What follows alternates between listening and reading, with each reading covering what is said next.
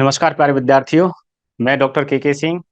तो जैसा कि पिछले लेक्चर में हमने बात की थी कि सभी ब्रीड्स का हम आज क्या करेंगे, रिवीजन करेंगे क्वेश्चन के फॉर्मेट के रूप में। ठीक है।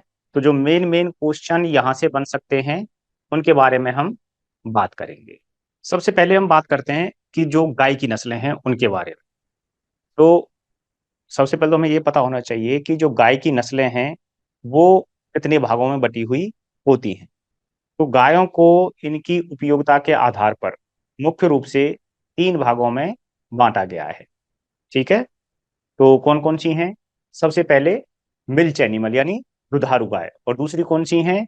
जो भारवाहक यानी ड्रॉट पर्पज, और तीसरी होती है द्विकाजी जो कि दोनों ही काम में आती हैं। तो मुख्य रूप से जो दुधारू गाय हैं हमारी कौन कौन सी हैं? गिर, साहिवाल, रेड सिंधी और थारपारकर। ठीक है। तो अब बात करें मान लो क्वेश्चन फॉर्म में। सबसे पहले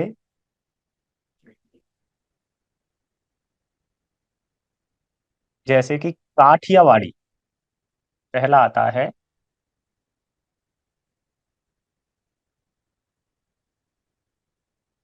काठियावाड़ी नाम से कौन सी गाय की नस्ल जानी जाती है? ठीक है। तो आप लोग कमेंट करके बता सकते हैं। ठीक है, कौन सी है? तो आपका ए ऑप्शन है साहिवाल, बी थार पारकर,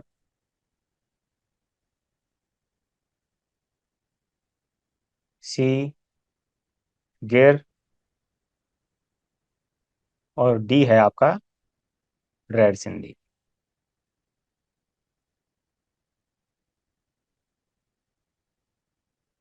ठीक है। तो आप लोग बताइए कौन कौन सी है, थोड़ा सा कमेंट करके बताओ, मैं देखता हूं तब तक।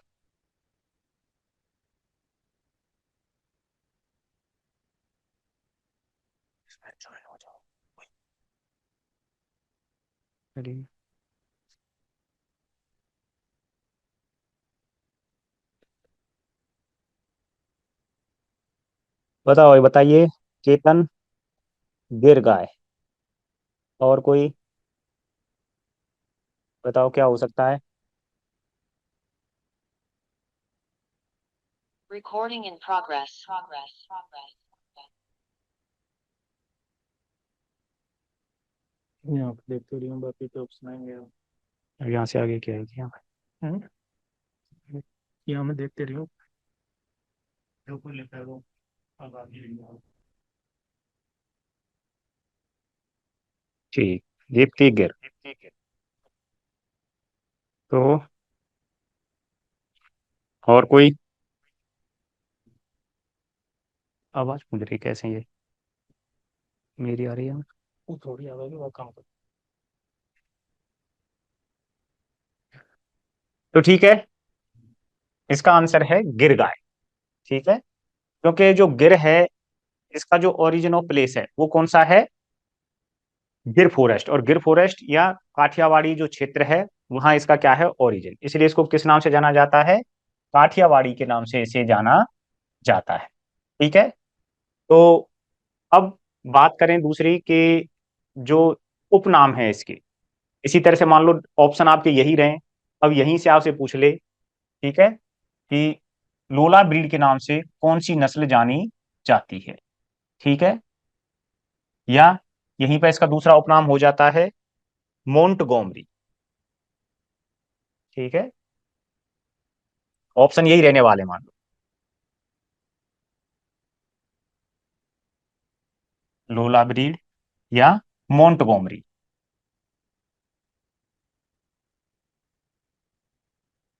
तो आंसर क्या हो जाएगा? तो आंसर हो जाएगा अपना साहीवाल। ठीक है। तो काठियावाड़ी के नाम से कौन सी जानी जाती है? अपनी गिरगाय जानी जाती है। और मोंटगोमरी या लोला ब्रीड के नाम से कौन सी जानी जाती है? साहीवाल। क्यों? क्योंकि जो इसकी स्किन है, स्किन कैसी है? साहीवाल की लूज स्किन होती है। ठीक है, कैसी स्किन होती है? लूज स्किन होती है, तो इसीलिए इसको क्या बोल देते हैं? लोला ब्रीड बोल देते हैं। ठीक। अब जो थार पार्कर की बात करें, थार पार्कर को किस नाम से जाना जाता है? व्हाइट सिंधी के नाम से, व्हाइट सिंधी के नाम से इसे जाना जाता है। ठीक है। और जो रेड सिंधी है, इसका एक पिक्यूलियर लक्षण होता है। ठीक है, अब चलो अगले क्वेश्चन बात करते हैं। तो ये तीनों चीजें यहां से क्लियर हो गई कि काठियावाड़ी के नाम से कौन सी जानी जाती है? अपनी गिरगाय जानी जाती है। और मोंटगोमरी के नाम से कौन सी जानी जाती है? साहीवाल जानी जाती है। और व्हाइट सिंधी के नाम से कौन सी जानी जाती है? थार पारकर जानी जाती है। ठीक। नेक्स्ट।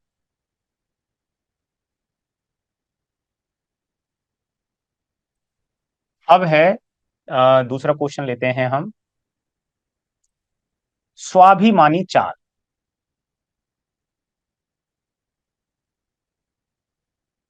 स्वाभिमानी चाल, या इसको बोल देते हैं प्राउड गेट।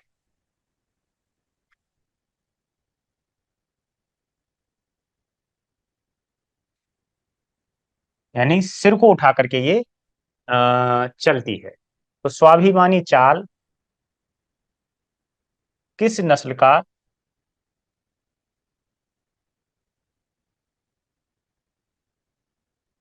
लक्षण है?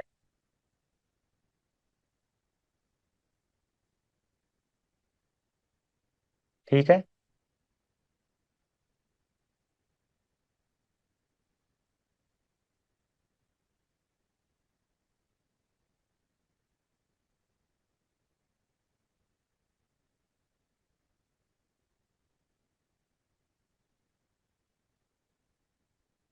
थार पारकर, कानक्रेज, गिर। ठीक है। और साहिवाल।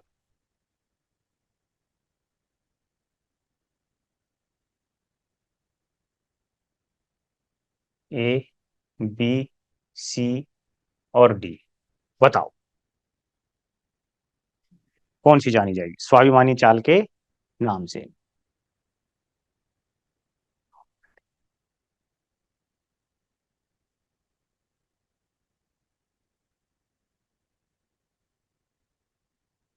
साहिवाल, साहिवाल को कर रहे हैं।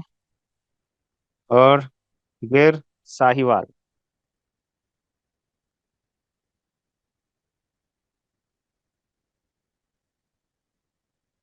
साहिवाल कैसे कर रहे हो भाई सभी? हम्म। हमने बात की थी उस समय। प्राउड गेट जो है यानी स्वाभिमानी चाल है, वो कौन सी जानी जाती है आपकी? गिर को ही जाना जाता है। ठीक है। स्वाभिमानी चाल किसकी होती है? गिर की होती है, ये ध्यान रखें। ठीक है, स्वाभिमानी चाल से। अब अगर यहीं से ही आपसे पूछ ले सवाई चाल, क्वेश्चन वही है, इसमें चाल कौन सी आ गई? सवाई चाल। तो सवाई चाल किसकी होती है? प्राउड गेट किसे कहते हैं? पहली बात तो प्राउड गेट है किसे कह रहे हैं? कि थोड़ा सा अपने सिर को उठा करके ये चलती है। ठीक है, मतलब थोड़ा कैसे कि ऐसा नहीं कि ढीली ढाली चलती है, थोड़ी सी ढील ढाल सही तरीके से ये चलती है, तो उसको बोलते हैं। यानी स्वाभिमानी व्यक्ति कैसा रहता है भाई? बिल्कुल इस तरह से सीधे स्ट्रेट होकर के चलता है। तो उस तरह से क्या है, स्वाभिमानी चाल किसकी होती है? गिर की। और हमने काफी बात की है सवाई चाल के बारे में। तो सवाई चाल किसकी होती है? बताइए। ये तो काफी अच्छा क्वेश्चन है और आने की संभावना ज्यादा रहती है। केतन, कानक्रेज, प्रदीप कुमार कानक्रेज, दीप्ति उपाध्याय कानक्रेज, भीम सिंह कानक्रेज। बिल्कुल, बहुत बढ़िया। तो सवाई चाल के लिए कौन सी ब्रीड फेमस है? कानक्रेज। ठीक है, तो कानक्रेज की कैसी रहती है? सवाई चाल। और सवाई चाल होती क्या है, जो उस समय नहीं ध्यान दे पाए, तो सवाई चाल होती है कि नॉर्मली जो गाय भैंस चलती हैं, ठीक है, तो उनके जो अगले पैर होते हैं, जो चलते समय मान लो अगले पैर उसने आगे बढ़ाए, ठीक है, और पिछले पैर जो आते हैं वो या तो अगले वाले पैर के, मान लो कि ये चार स्पॉट हैं, इस तरह से भैंस या गाय जो भी है ये खड़ी हुई है, इसमें अगला पैर है, आगे बढ़ाया, यहां पहुंच गया वहां, और दूसरा पैर आगे बढ़ करके यहाँ पहुंच गया, फर्स्ट फर्स्ट स्टेप जो है इसका। तो अब जो नॉर्मली पिछले पैर हैं वो या तो इसकी जगह पर आएगा या इससे थोड़ा सा पीछे आएगा, ठीक है, लेकिन इसको क्रॉस नहीं करता। ये तो हो गई नॉर्मल चाल। लेकिन कानक्रेज में क्या होता है, चलते समय इसका जो पिछला पैर है इस अगले वाले जो पैर है इसके स्पॉट को आगे क्रॉस कर जाता है, इससे आगे ये रखती है, ठीक है। तो इसी को बोलते हैं हम सवाई चाल। तो जिससे क्या है कि इसकी चाल थोड़ी सी तेज मतलब दिखाई देती है, ठीक है। यानी जो कदम है वो कैसा है, सवाया, यानी जो पिछला स्पॉट था, इन दोनों के बीच की दूरी थी उसका एक चौथाई और ज्यादा लेती है, यानी सवाया कदम ये आगे रखती है, इसलिए इसको बोलते हैं सवाई चाल। ठीक है, तो ये हुए अपने कानक्रेज के बारे में। ठीक, क्लियर यहां तक? अब अगला क्वेश्चन देखिए।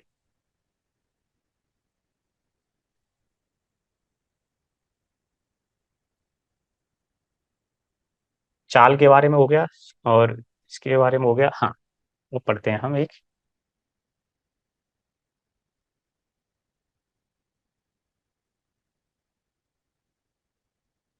Intelligent facial appearance. Intelligent facial appearance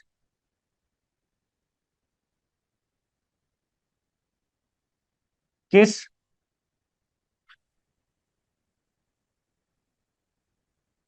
गाय की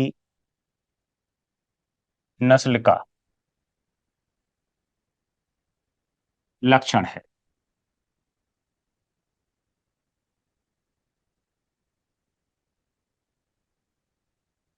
गिर,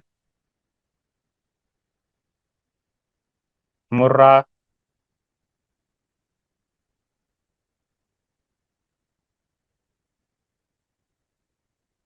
हार पारकर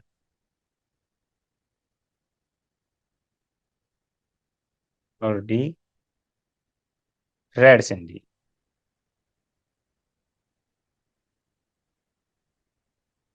ठीक है, बताइए। Ketan, red Sindhi, Deepti Upadhyay, red Sindhi. और कौन कौन है यहाँ पर?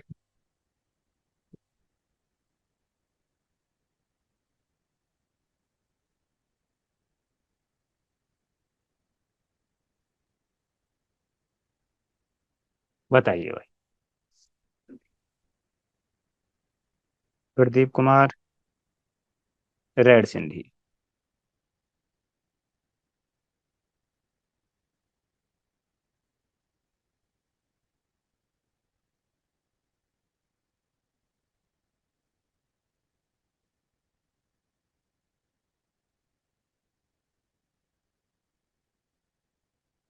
ठीक है, बिल्कुल सही। तो जो रेड सिंधी है वो देखने में कैसी लगती है? देखो, गिर की स्वाभिमानी चाल हो गई, मुर्रा बेसिक इलिमिनेट हो गया क्योंकि ये किसकी नस्ल है, ये भैंस की नस्ल है, ठीक है। और थार पारकर का ऐसा कुछ है नहीं कि भाई के अपीयरेंस से संबंधित हमने कोई चीज ऐसी पढ़ी नहीं कि कैसी दिखाई देती है। तो जो रेड सिंधी है मैंने आपके लिए उस समय बताया था कि आप तो इस तरह से माने, इस तरह से समझें इसको, कि जो सिंधी लोग होते हैं, ठीक है, काफी अच्छे बिजनेसमैन होते हैं। इनकी जो नेचर है वो कैसी होती है, बिजनेस करने की, व्यापारी प्रकार की इनकी होती है, ठीक है। तो आप इसी से याद रखें कि नॉर्मली हम रेड सिंधी जो पढ़ते हैं, सिंधी प्रकार की ये नस्ल है, तो कैसी होगी। अब जो व्यापारी नस्ल का या व्यापारी किस्म का जो व्यक्ति होगा वो कैसा होगा, थोड़ा औरों के बजाय सही सोचने वाला होगा और वो बुद्धिमान होगा। तो इससे आप अंदाजा लगा सकते हैं कि जो रेड सिंधी है, याद करने का तरीका हो गया, कैसी है, बुद्धिमान प्रकार की, यानी शकल से कैसी दिखाई देती है, बुद्धिमान या इंटेलिजेंट फेशियल अपीयरेंस। ठीक, तो ये इसका एक काफी स्पेसिफिक फीचर होता है। ठीक है, नेक्स्ट।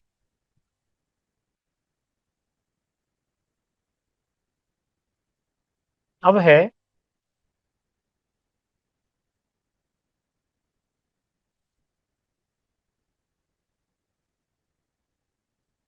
क्या बोलेंगे,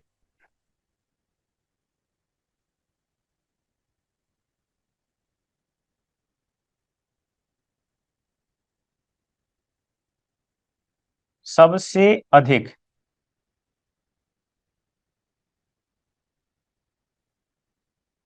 रोग प्रतिरोधक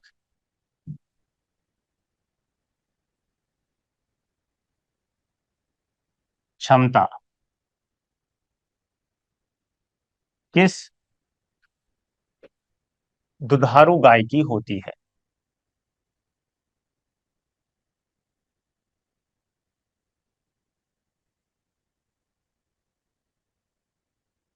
ठीक है,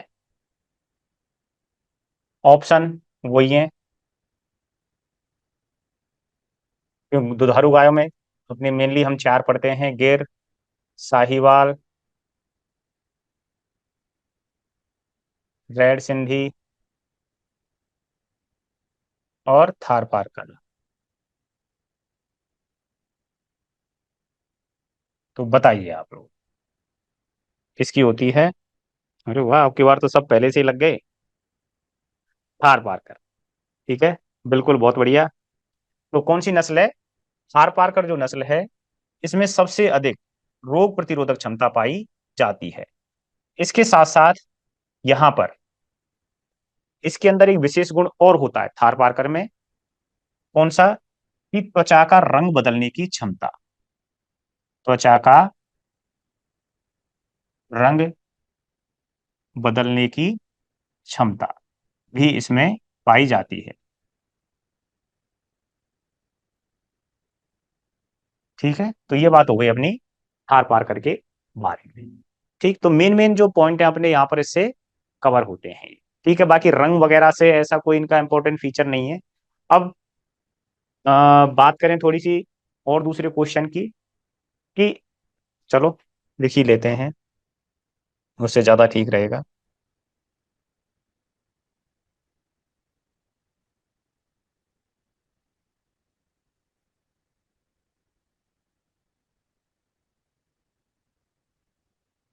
जो भी नंबर है।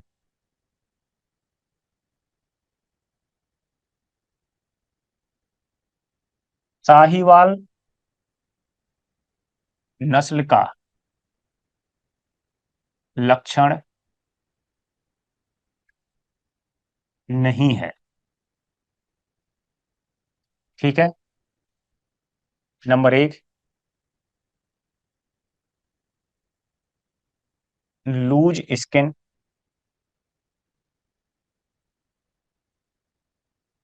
नंबर दो,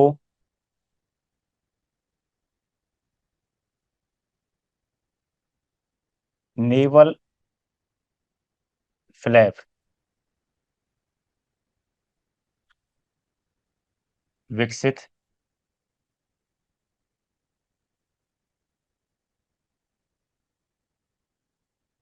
नंबर तीन, स्टम्पी हॉर्न।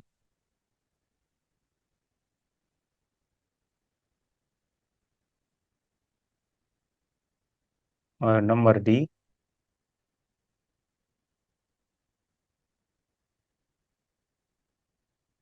नेवल फ्लैप एब्सेंट, अनुपस्थित।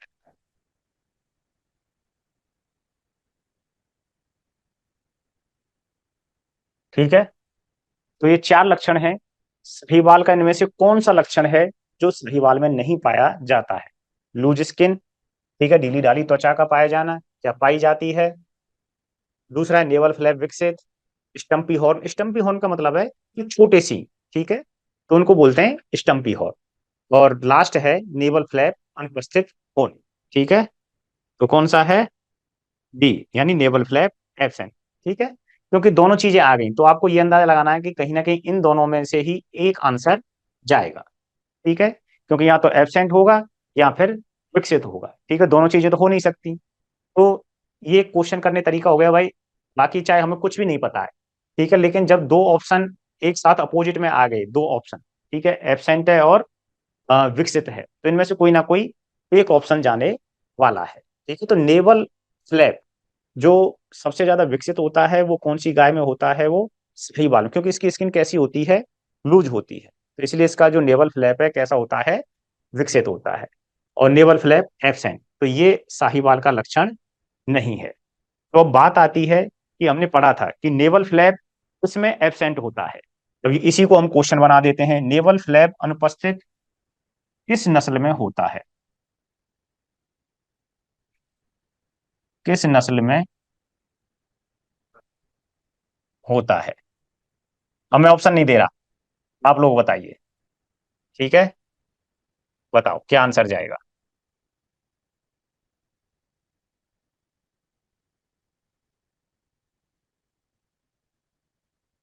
प्रदीप कुमार, हरियाणा।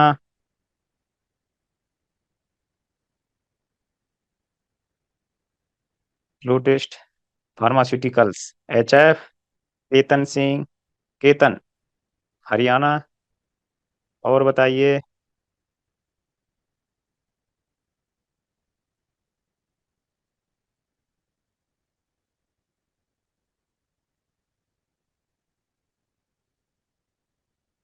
और कोई?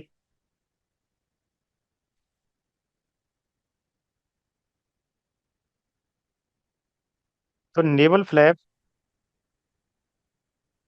दीप्ति उपाध्याय, साहिवाल, ये नेवल फ्लैप अनुपस्थित साहिवाल में अभी तो हमने बताया था कि ये साहिवाल में तो विकसित होता है।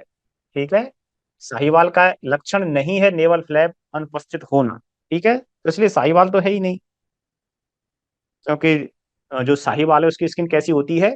लूज होती है, तो उसका तो ये होगा ही नहीं साहिवाल। ये तो आंसर गया है किस चीज का? नेवल फ्लैप अनुपस्थित किसका गया है? साहिवाल नस्ल का लक्षण नहीं है, यानी साहिवाल में नहीं पाया जाता।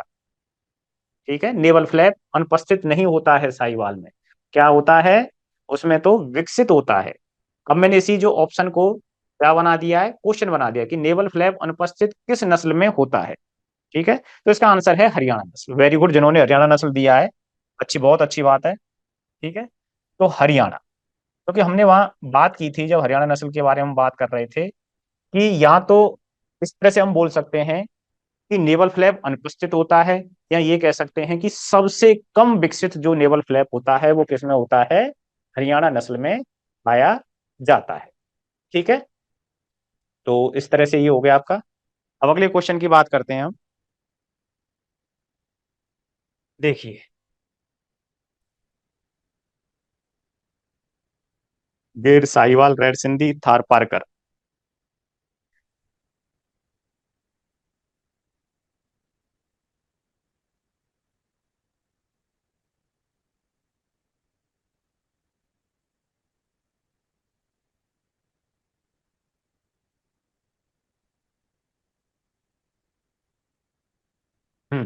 चलो।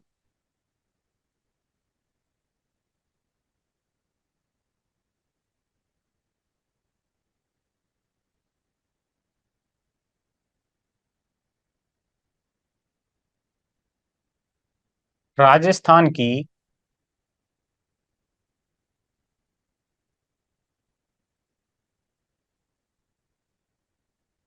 सबसे अच्छी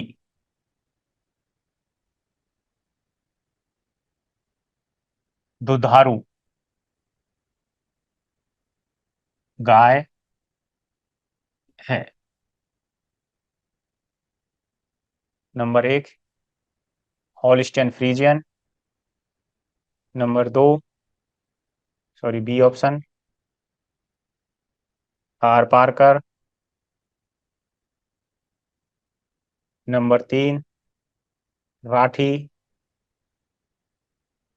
और नंबर 4 साहीवाल।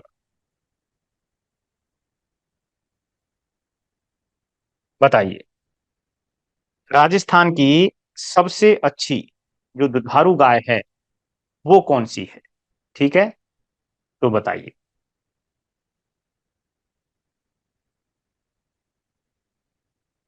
प्रदीप कुमार, थार पारकर। दीप त्रिपाध्याय, थार पारकर।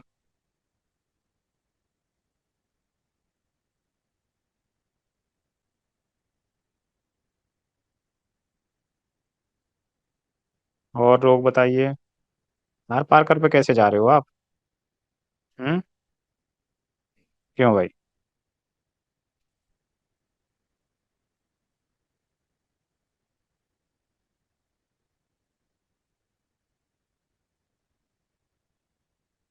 राठी, केतन सिंह राठी। और बताइए। और कोई बात नहीं, गलतियां जो करनी है वो यहीं कर लीजिए, है ना। एग्जाम के टाइम पर गलती नहीं होनी चाहिए। और कोई ऑप्शन चेंज करना चाहता है, कर सकता है।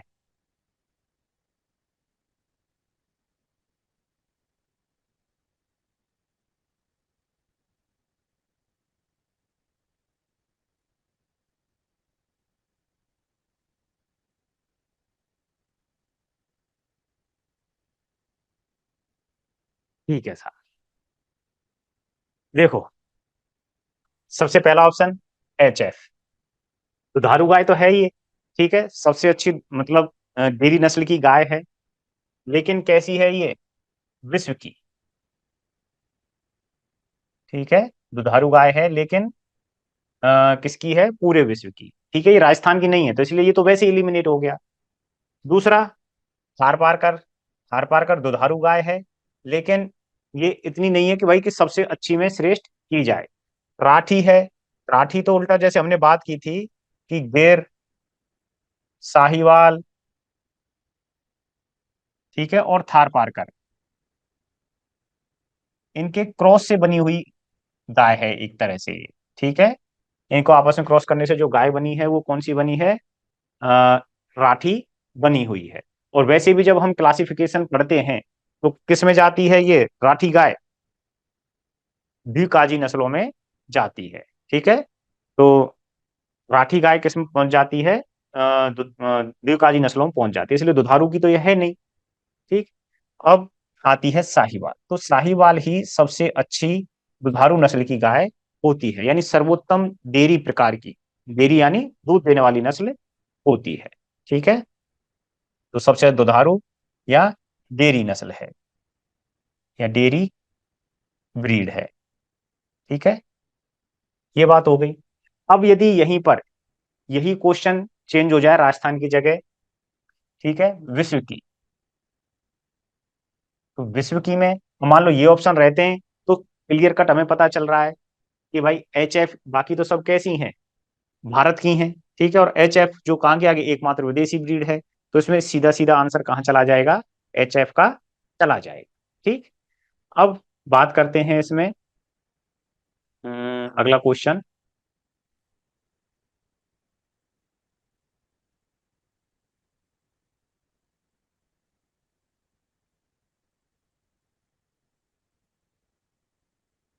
निम्न में से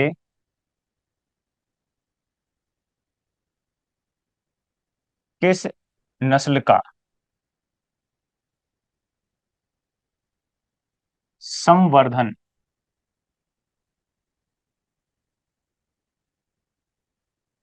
स्थल बीकानेर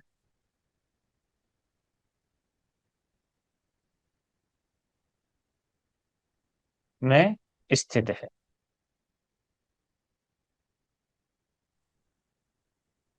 ठीक है, नंबर 1 गिर, 2 राठी, नंबर 3 थार पारकर, और नंबर डी नागौरी।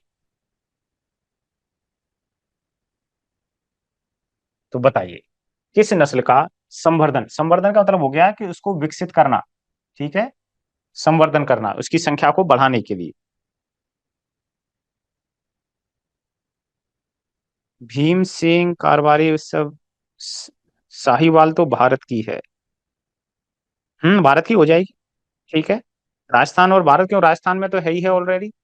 अच्छा ठीक ठीक ठीक ठीक ठीक ठीक, सही है सही है। बिल्कुल बिल्कुल।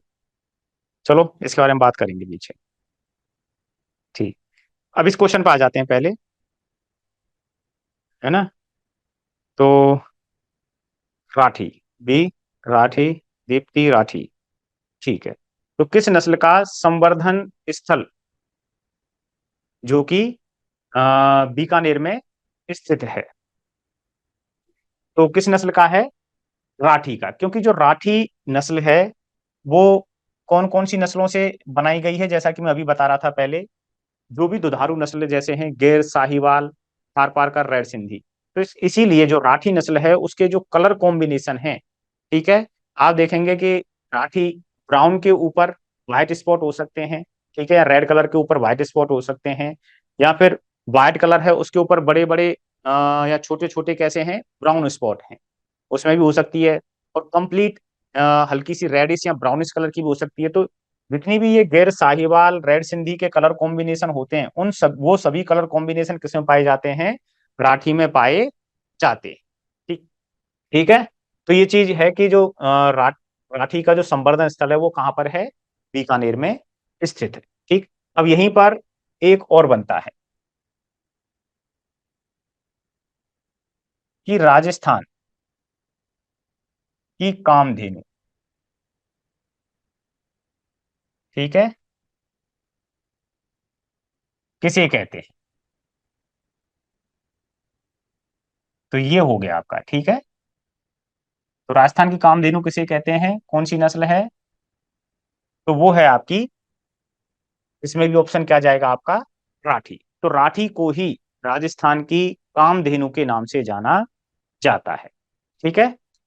और जो इससे पहले हमने बात की थी कि जो साहिवाल है, साहिवाल किस में आ जाएगी, पूरे, क्योंकि गिर, साहिवाल, रेड सिंधी, थार पारकर, ठीक है। तो साहिवाल कहाँ की ब्रीड, उसका ओरिजिन हमने कहाँ पढ़ा था, ये जो मोंटगोमरी डिस्ट्रिक्ट है, ठीक है, और या मुल्तान जो है यहाँ की, जो पाकिस्तान का क्षेत्र वहां की ब्रीड है।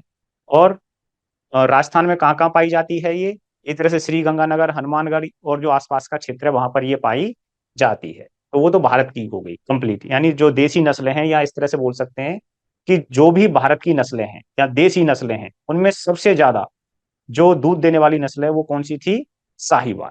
ठीक। अब राजस्थान की बात करें कामधेनु कौन सी है, तो उसका आंसर भी कौन सा जाता है, राठी आंसर जाता है। ठीक है। तो संवर्धन स्थल इसका कहाँ हो गया, बीकानेर में हो गया। और राजस्थान की कामधेनु के नाम से किसे जाना जाता है, वो भी राठी को जाना जाता है। ठीक।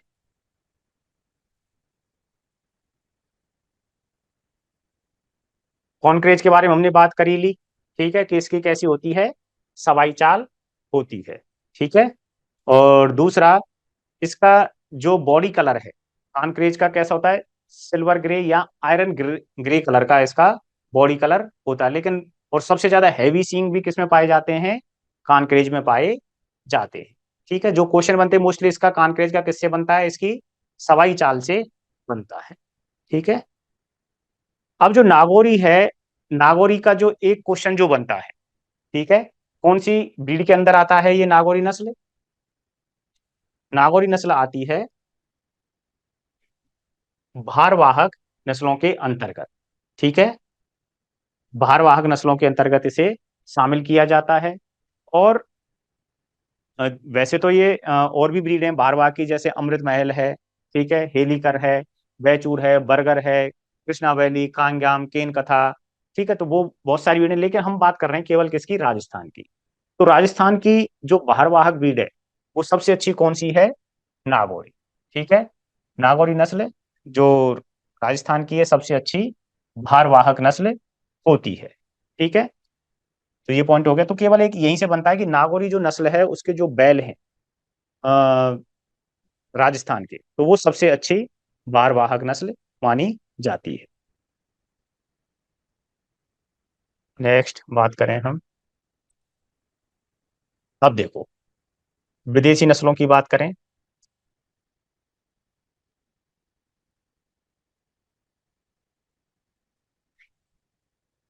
हमने बात की थी तब उस समय कि जो विदेशी नस्लें मुख्य रूप से उसके दो पर्पज होते हैं। ठीक है, इंडिया में तो हम केवल जो विदेशी नस्लें हैं उनको किस पर्पज से पाल रहे हैं, केवल और केवल दूध के पर्पज से हम इन्हें पाल रहे हैं। लेकिन जो विदेशों में जो कुछ विदेशी नस्लें उसको किस पर्पज से भी पाला जाता है, मीट के पर्पज से भी पाला जाता है। तो क्वेश्चन दे दिया कि भाई निम्न में से कौन सी मीट पर्पज से पाली जाने वाली नस्ल है। तो वहां पर इनमें से कोई नाम आता है, हेयरफोर्ड, शॉर्टहॉर्न और अंगस। ठीक है, ये तीनों नस्लें किससे रिलेटेड हैं, मीट पर्पज से रिलेटेड होती हैं। जबकि H F, Brown Swiss, Jersey, Ayrshire, red और गर्नसी ये किससे संबंधित हैं, दूध उत्पादन से संबंधित हैं, डेयरी पर्पज से संबंधित होती हैं। एचएफ के बारे में हमने बात की थी क्या, कि ये सबसे अच्छी दुधारू नस्ल होती है, डेयरी नस्ल होती है। ठीक है, पूरे विश्व की। एक मिनट इनके सबके एक बार ले लेते हैं पूरे। देखो विदेशी नस्लों का एक बार पूरा देखो।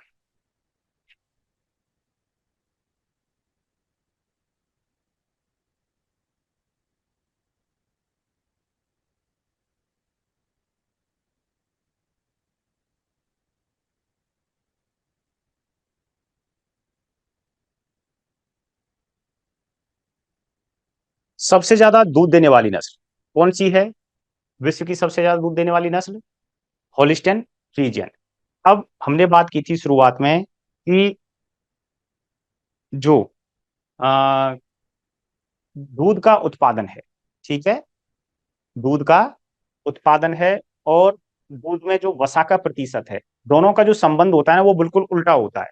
यदि कोई जानवर दूध ज्यादा देता है, ठीक है, तो उसके दूध में जो वसा की प्रतिशतता है, वसा की जो मात्रा है वो ऑटोमेटिक कम हो जाती है। तो ये जो हॉलिस्टन फ्रीजियन है, एच एफ है, सबसे ज्यादा दूध दे रही है, तो इसलिए इसके दूध में जो फैट परसेंटेज है वो क्या हो जाता है, कम हो जाता है। ठीक है, तो सबसे कम मिनिमम फैट परसेंटेज किसके दूध में पाया जाता है, एच एफ के में। और जो मैक्सिमम है मिल्क फैट परसेंट वो किसके में पाया जा रहा है, जर्सी के में पाया जाता है। ठीक है, तो एच एफ और जर्सी तो दोनों के फैट परसेंटेज हैं जो वो अपोजिट है। ठीक है, मिनिमम किस में है, एच एफ में है, और मैक्सिमम फैट परसेंटेज किस में है, जर्सी के दूध में होता है। ठीक है, अब एक जो क्वेश्चन है लैक्टेशन पीरियड से संबंधित। ठीक है, दूध उत्पादन, तो जितनी भी अपनी सभी नस्ल हैं उनमें जो सबसे ज्यादा लैक्टेशन पीरियड होता है वो किसका है, जर्सी का। ठीक है, और सबसे सुंदर गाय आयर सायर। ठीक है, आयर सायर स्कॉटलैंड की है। और अपने यहाँ पर जो इंडिया है, इंडिया में सबसे ज्यादा क्रॉस ब्रीड बनाने के लिए जो उपयोग होती हैं नस्लें उनमें कौन सी है, एक तो हॉलिस्टन फ्रीजियन एच एफ का यूज करते हैं, जर्सी का यूज करते हैं, और ब्राउन स्विस का यूज करते हैं। ब्राउन स्विस का क्यों करते हैं, क्योंकि इसकी जो रोग प्रतिरोधक क्षमता है कैसी है, वो सबसे ज्यादा होती है। दूसरा, गर्मी सहन करने की क्षमता भी इसकी सबसे ज्यादा होती है।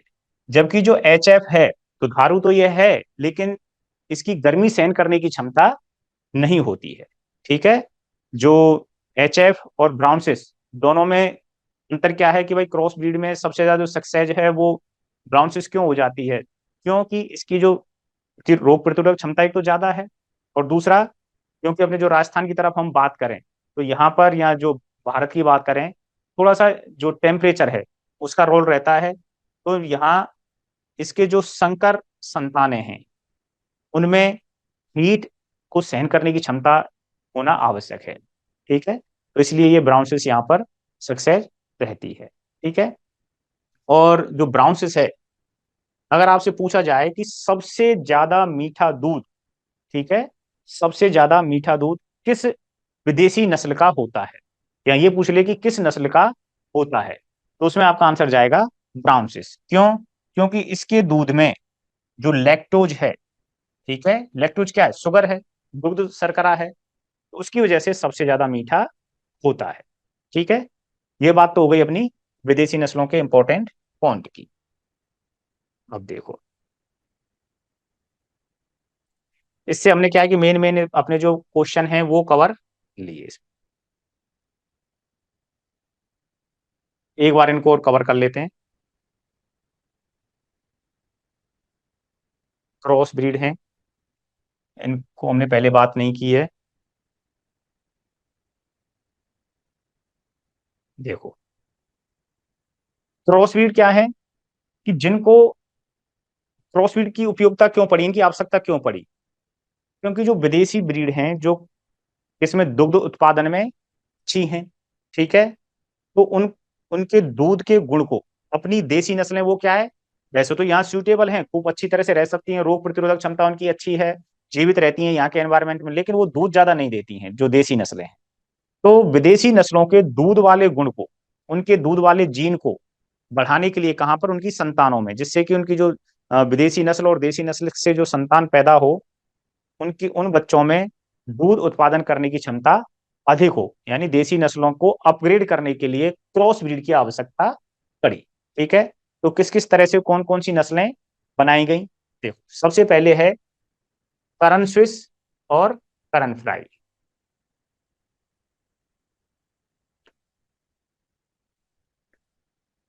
करन स्विस और करन फ्राई, ये कौन कौन सी नस्ल से बनाई गई, ये याद रहना आवश्यक है। तो यहाँ पर करण जो शब्द है वो कहां से लिया गया है?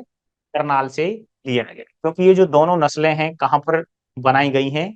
करनाल में बनाई गई हैं। ठीक है, और कौन सा? एनडीआरआई, एनडीआरआई में इनको विकसित किया गया। तो कौन कौन सी नस्ल से विकसित किया गया है? स्विस जो शब्द है ब्राउन स्विस से लिया गया, विदेशी नस्ल जो है। फ्राइज जो है यहाँ पर किससे लिया गया? एचएफ से। ठीक, तो करण स्विस को विकसित करने के लिए साहीवाल जो कि देसी नस्ल है उसका क्रॉस कराया गया है किससे? ब्राउन स्विस से। ठीक है, जो कि विदेशी नस्ल है। तो कहां पर कराया गया है ये? करनाल में। तो ब्राउन स्विस और साहीवाल के क्रॉस से कौन सी नस्ल, कौन सी विदेशी नस्ल बनाई गई है? करण स्विस। ठीक है, दूसरा है करण फ्राई, यहां पर यूज किया गया है कौन सी विदेशी नस्ल? एचएफ। और किससे? थार पारकर। यानी जो दोनों ही नस्लें हैं, दोनों विदेशी और दोनों देसी, कैसी हैं? दुधारू नस्लें, दूध वाली हैं। तो जब बढ़िया बढ़िया दुग्ध देने वाली नस्लों को जब मिला दिया गया तो इनकी जो संतानें हैं वो कैसी होंगी? और भी अच्छा दूध देने वाली होंगी, यानी उनमें बढ़िया बढ़िया क्या जाएंगे? दूध पैदा करने वाले जीन उनकी संतानों में पहुंचेंगे, जिससे कि जो साहीवाल है वो भी, जो यहाँ की साहीवाल दूध दे रही है उससे ज्यादा इनकी संतानें दूध दे सकें, जो क्रॉस ब्रीड है वो ज्यादा दूध दे सके। ठीक है, मेनली क्रॉस ब्रीड बनाने का जो उद्देश्य है कुल मिलाकर के वो है उत्पादन ज्यादा लेने के लिए, उत्पादन बढ़ाने के लिए। ठीक, तो करन स्विस ब्राउन स्विस और साहिवाल के क्रॉस से पैदा की गई, करन फ्राई एचएफ और थारपारकर से। अब सुनंदनी, सुनंदनी जो है नॉन डिस्क्रिप्ट ब्रीड। ठीक है, नॉन डिस्क्रिप्ट का मतलब हो गया कि जो देसी नस्ल है, ठीक है, उसको लिया गया कहाँ की? केरल की। केरल की जो वहां उसके नॉर्म आसपास के जो क्षेत्र में देसी ब्रीड है, मतलब जिसका कोई नाम नहीं है, बस वहां पाई जाती है, जीवित है, अच्छी तरह से रहती है, खाती है, पीती है, रोग प्रतिरोधक क्षमता ज्यादा है। ठीक है, तो वो नॉन डिस्क्रिप्ट ब्रीड हो, इसका जिसका कोई नाम नहीं है, बिल्कुल कंप्लीट देसी। तो वहां की देसी ब्रीड ली गई और उसका क्रॉस कराया गया जर्सी या एचएफ के साथ या ब्राउन स्विस के साथ। ठीक है, इनमें से किसी के साथ भी क्रॉस करा करके जो ब्रीड वहां पर बनाई गई, यानी कुल मिलाकर के क्या है कि जो केरल की जो देसी ब्रीड है उसको क्या कर रहे हैं हम? अपग्रेड। ठीक है, क्योंकि उसका उत्पादन बहुत कम है, और लेकिन वहां उसके जो केरल का जो वातावरण है उसमें रहने की वो योग्य है। ठीक है, तो वो आगे चल करके इस तरह की अपग्रेड हो जाए कि वो दूध वहां रह तो रही है लेकिन वो दूध भी दे सके, उससे वहां के रहने वाले लोगों को उत्पादन भी मिल सके। ठीक है, तो नॉन डिस्क्रिप्ट ब्रीड यानी देसी नस्ल और का क्रॉस किसके साथ कराया? जर्सी एचएफ या ब्राउन स्विस के साथ। तो जो नस्ल पैदा हुई, जो बच्चे पैदा हुए, उनको किस नाम से जाना गया? सुनंदनी के नाम से जाना गया। ठीक है। तो सुनंदनी कहाँ की हो गई? केरल की ब्रीड हो गई, क्रॉस ब्रीड है। ठीक है। अब ब्राउन सिंध, ठीक है, ब्राउन नाम आ गया, तो ब्राउन सिस, ठीक है, और रेड सिंधी, तो दोनों नस्लों के नाम लिए गए हैं। ब्राउन स्विस का ब्राउन ले लिया और रेड सिंधी का सिंध ले लिया। ठीक है, ब्राउन सिंध, ब्राउन स्विस और रेड सिंधी के क्रॉस से बनाई गई है। कहां पर? इलाहाबाद। ठीक। फिर सवाल, दोनों के जो नाम है ना कहीं दोनों ब्रीडों से ही संबंधित होते हैं। HF और साहिवाल, दोनों के क्रॉस से जो बनाई गई वो क्या हो गई? फ्रिसवाल हो गई। और कहां पर है? मेरठ में। नेक्स्ट, जर सिंध। अब जर सिंध है तो जर्सी हो गया, और साथ में रेड सिंधी, ये भी कहां पर है? इलाहाबाद में बनाई गई। जर थार, जर्सी और थार पारकर। ठीक है, जर थार, जर्सी, जर हो गया जर्सी का और थार हो गया थार पारकर का। तो इन दोनों के जो क्रॉस से बनाई गई वो कौन सी? जर थार। कहां पर? बेंगलोर, कर्नाटक में। ठीक है, तो यहाँ की ब्रीड है ये। टेलर जो ब्रीड है, जो देसी नस्ल है, ठीक है, और जर्सी, कहां पर? पटना में। ठीक है, तो उनके जो क्रॉस से जो बनाई गई वो कौन सी है? टेलर। जमैका होप, ये थोड़ा सा इंपॉर्टेंट है, पूछ लेता है। ठीक है, कि जमैका हॉक किस देसी नस्ल के क्रॉस से बनाई गई, या ये सीधा साहीवाल का पूछ लेता है। ठीक है, कि साहीवाल के क्रॉस से, ठीक है, और जर्सी या HF किसी का भी ले लेते हैं, ठीक है, तो कौन सी ब्रीड बनाई गई है? तो कुल मिलाकर के जमैका हॉक का हमें पता होना चाहिए कि जर्सी, ठीक है, या होलिस्टन फ्रीजियन और साहीवाल, इनके जो क्रॉस से, इन दोनों में से कोई सी भी ले सकते हैं। ठीक है, जर्सी या HF, और इसका क्रॉस किससे कराया है? साहीवाल के साथ। तो क्या कहलाती है वो? जमैका हॉक कहलाती है। वृंदावनी, वृंदावनी में ब्राउन स्विस, HF या जर्सी, और इसका क्रॉस किससे कराया गया है? हरियाणा नस्ल से कराया गया। वहां पर IVRI इज्जत नगर में। तो इनके जो क्रॉस से जो ब्रीड बनी वो है वृंदावनी। तो आपको केवल इनके क्रॉस याद रखने हैं कि कौन सी ब्रीड का किस विदेशी नस्ल के साथ क्रॉस करा करके बनाई गई है। ज्यादातर का जो नाम है वो नाम में ही इनकी क्रॉस ब्रीड का जो नाम है वो छिपा हुआ है। ठीक है, तो केवल बस याद रखना है। अब देखो, अब भैंसों की बात करें। ठीक है, तो जो भैंस हैं, सबसे पहले तो जो भैंसों के ग्रुप हैं उसको तो छोड़ते हुए हम आगे बात करते हैं। देखो, सिंपल सा क्वेश्चन है, भैंसों का या भैंसों की सर्वश्रेष्ठ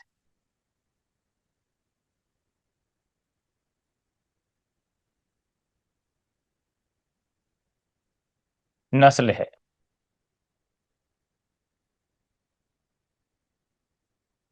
कौन सी है? तो डायरेक्ट आप लोग बताइए। ठीक है, तो भैंसों की सर्वश्रेष्ठ नस्ल कौन सी, आप लोग डायरेक्ट कमेंट कर सकते हैं।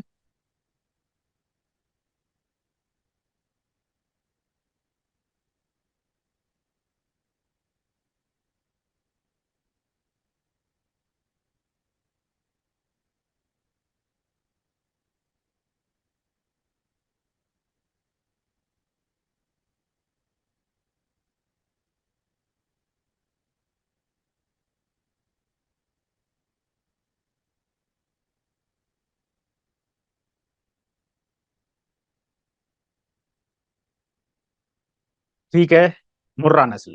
तो मुर्रा जो है भैंसों की सबसे अच्छी नस्ल होती है।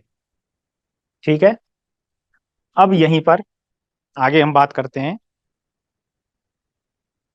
क्योंकि मोस्टली जो भैंसें हैं केवल एशियाई देशों में ये पाई जाती है, और एशियाई देशों की भी बात करें तो भारत पाकिस्तान इनमें ही सबसे ज्यादा भैंसें पाई जाती हैं। ठीक है, अब यहीं पर आता है दिल्ली बफेलो, या देहली बफेलो भी बोल देते हैं, देहली बफेलो। कौन सी नस्ल को बोलते हैं? ठीक है, बताइए। दिल्ली बफेलो किसको बोलते हैं? मुर्रा। बिल्कुल सही है, क्योंकि इसका जो ओरिजिन है, क्योंकि वो दिल्ली के आसपास का क्षेत्र है, हरियाणा, गुड़गांव। ठीक है, तो ये क्षेत्र है, तो इसीलिए इसको दिल्ली बफेलो के नाम से जाना जाता है। ठीक है। अब इसी से संबंधित एक गुण और होता है दिल्ली बफेलो का ही, मतलब जो क्या नाम, मुर्रा बफेलो है, कि इसकी पिन बोन उभरी हुई रहती है, या प्रोमिनेंट होती है। उभरी हुई या प्रोमिनेंट होती है, या मतलब दिखाई देती है। ठीक है। और जिससे क्वेश्चन बनता है, और कौन सा कैरेक्टर है इसका जो कि मुर्रा नस्ल से पूछ सकता है? जलेबी के आकार के, जलेबी आकार के, या फिर कुंडलित सींग किसका लक्षण है? मुर्रा का ही लक्षण है। ठीक है, तो ये तो बात हो गई हमारी मुर्रा से संबंधित। ठीक। अब अगला क्वेश्चन देखो। अ,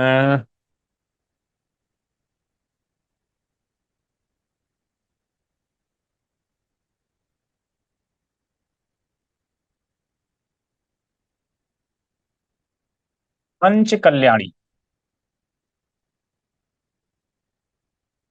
नस्ल कौन सी है, बताओ। पंच कल्याणी नस्ल कौन सी नस्ल को बोलते हैं? कौन सी है? नीली रावी, वेरी गुड। ठीक है, तो नीली रावी को ही क्या बोलते हैं? पंच कल्याणी। क्यों कहते हैं? क्योंकि इसमें 5 जगह पर इसमें स्पॉट पाए जाते हैं। ठीक है। अब कौन कौन सी जगह पर होते हैं वो स्पॉट? इसके फोरहेड यानी माथे पर, इसके चेहरे पर, इसकी आंखों पर। ठीक है। इसके अलावा इसके मजल पर और पैरों पर, ये 5 जगह पर निशान पाए जाते हैं। माथा हो गया, चेहरा हो गया, ठीक है, इसकी आंखें हो गई, और इसकी मजल हो गई, और साथ में इसके पैर हो गए। तो इन 5 स्थानों पर ये जो व्हाइट स्पॉट हैं, मतलब चारों पैरों में पाए जाते हैं। ठीक है, तो ये होता है पंचकल्याणी के लक्षण। ठीक है। अब है कि भारत की सबसे भारी भैंस की नस्ल, ठीक है, कौन सी है? बताओ।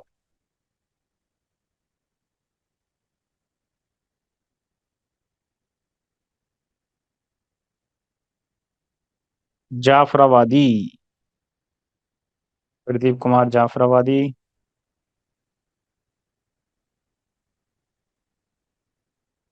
और बताइए। ठीक है, जाफराबादी राइट आंसर। तो जाफराबादी जो नस्ल है वो कैसी है? सबसे भारी नस्ल है। ठीक है, तो जो जाफराबादी है उसके बारे में और क्या कैरेक्टर हमने बात की थी कि इसकी जो, चलो अब क्वेश्चन के रूप में ही हम आगे बात करेंगे अभी। और अब बताओ, ये आंसर हो गया इसका। ये अच्छी बात है, डायरेक्ट बिना ऑप्शन के ही अगर डायरेक्ट आंसर आप बता पा रहे हैं। ठीक है।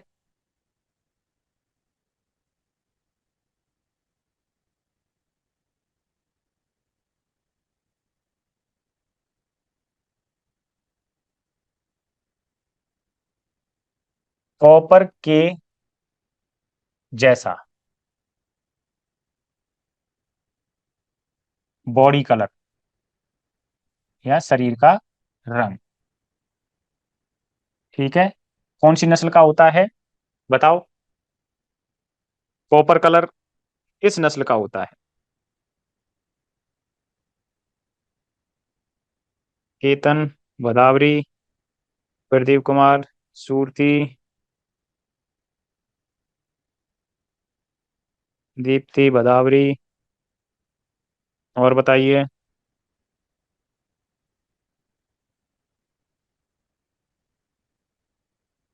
चलो अभी बात करेंगे। अगला क्वेश्चन यहीं पर।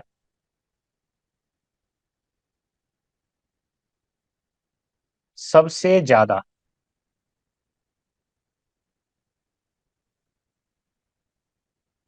वसा प्रतिशतता किसके दूध में होती है? ये हम भैंसों की बात कर रहे हैं। ठीक है। सबसे ज्यादा वसा प्रतिशतता किस भैंस के दूध में होती है? बदावरी, बदावरी। ठीक है।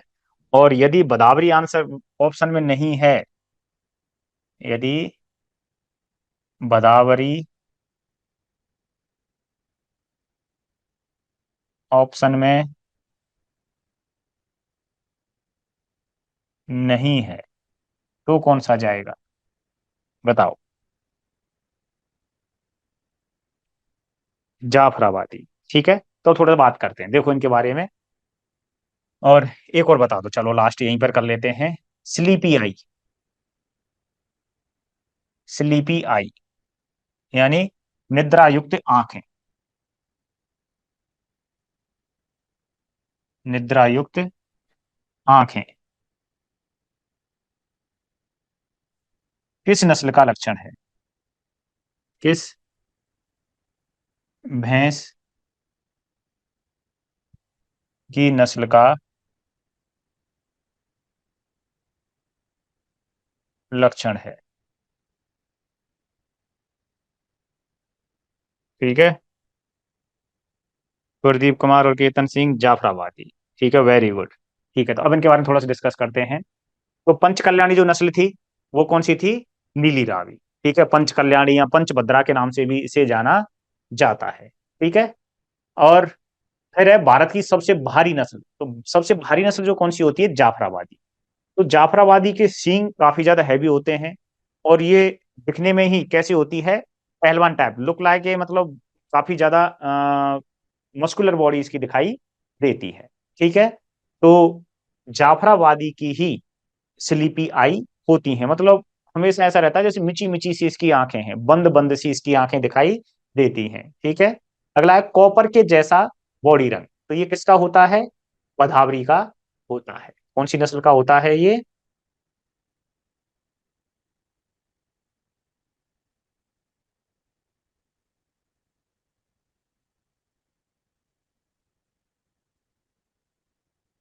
बदावरी का। ये दिखाई नहीं देगा ज्यादा सही।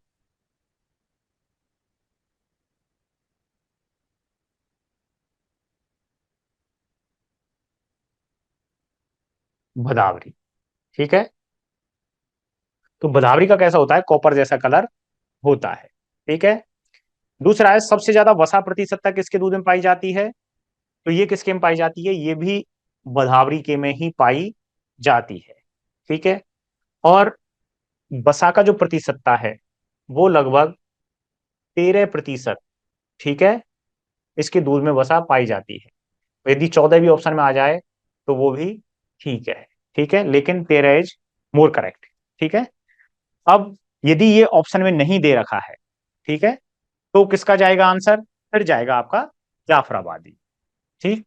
तो यदि ऑप्शन में नहीं दे रखा है तो आंसर जाएगा जाफराबादी। ठीक है। तो लगभग 9 से 10% इसके दूध में वसा प्रतिशतता पाई जाती है। ठीक। स्लीपी आई के बारे में हो गया कि आंखें कैसी रहती हैं? बंद रहती हैं, यानी मतलब वो मिची मिची सी आंखें दिखाई देती हैं। देखो ये मुर्रा हो गई, ये नीली रावी हो गई, सूरती, इसके बारे में बात करेंगे अभी। ये हो गई जाफराबादी। देखो एक बार देख सकते हैं आप। देखो इसकी आंखें किधर से भी खुली दिखाई दे रही हैं। तो कैसी दिखाई देती हैं? निद्रा युक्त आंखें। ठीक है। सींग कैसे हैं? काफी हैवी हैं। ठीक है। और बॉडी भी कैसी है इसकी? काफी मस्कुलर टाइप की होती है। ठीक है, ये होता है जाफराबादी के बारे में। ये बदावरी, जिसके बारे में हम, क्योंकि कलर कैसा दिखाई दे रहा है इसका, रेडिश टाइप का कलर दिखाई दे रहा है, कॉपर जैसा कलर इसका दिखाई दे रहा है।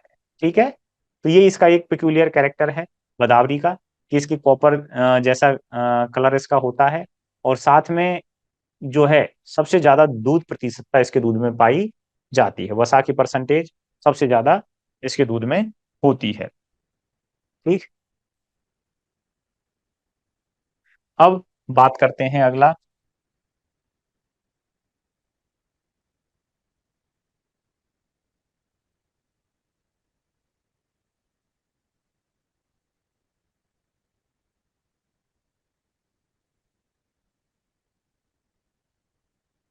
मुर्रा और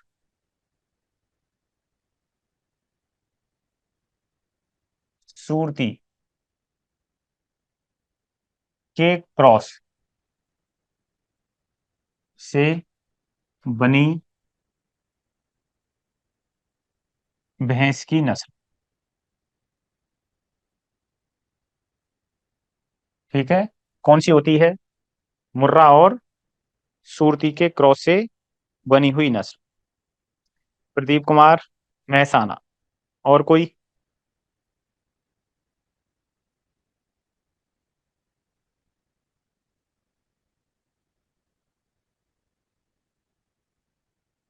केतन, महसाना।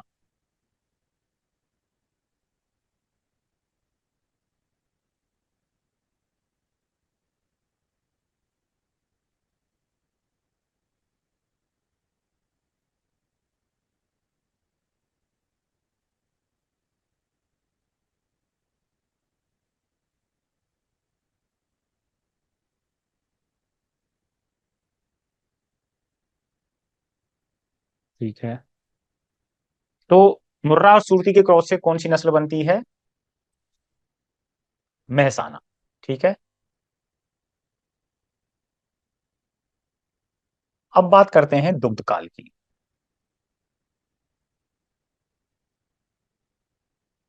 कि भैंस की जो नस्ल है, इनमें सबसे लंबा दुग्ध काल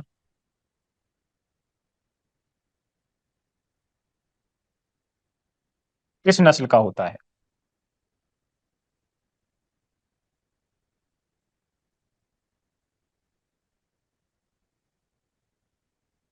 और सबसे छोटा दुग्ध काल किस नस्ल का होता है? ठीक है, दोनों के बारे में बताओ। पहले बताओ सबसे लंबे के बारे में, कि सबसे लंबा दुग्ध काल कौन सी नस्ल का होता है? भैंसों में सबसे लंबा जो दुग्ध काल है, वो किस नस्ल का होता है?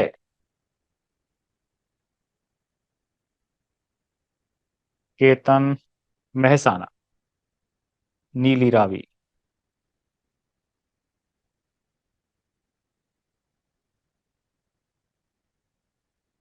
और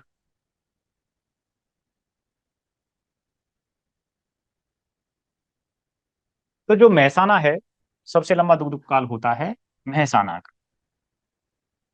ठीक है, आपको याद रखना है, सबसे लंबा दुग्ध काल किसका होता है? महसाना का। और सबसे कम होता है नीली रावी का।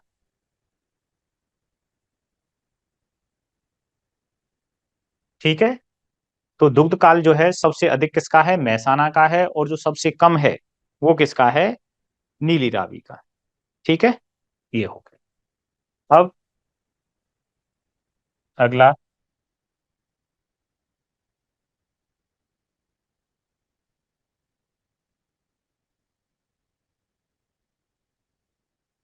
जनजाति विशेष द्वारा,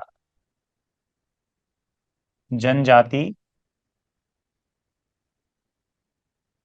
विशेष द्वारा पाली जाने वाली नस्ल, पाली जाने वाली भैंस की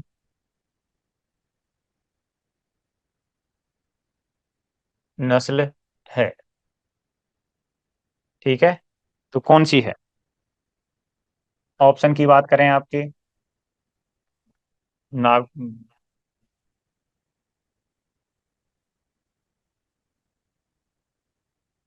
गोदावरी,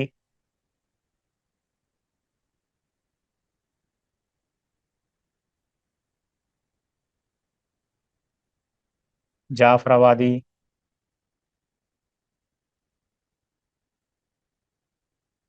सी टोड़ा, और नंबर डी नर। कोई नहीं।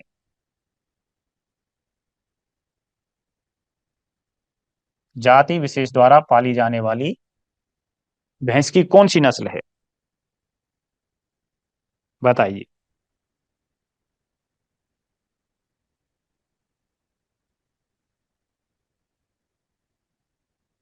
जनजाति विशेष द्वारा पाली जाने वाली, बताओ। C D C. ठीक है, तो इसमें आएगा सी ऑप्शन, यानी टोड़ा।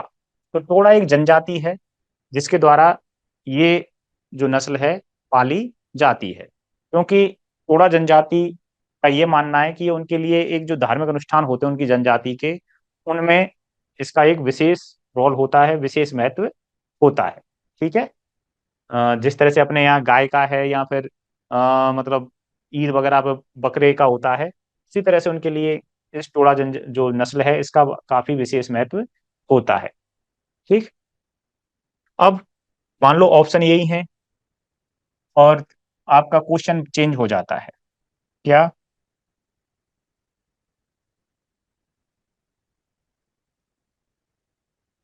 भैंसों की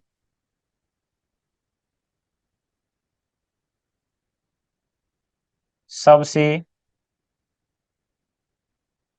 हिंसक नस्ल है। ठीक है, बताइए।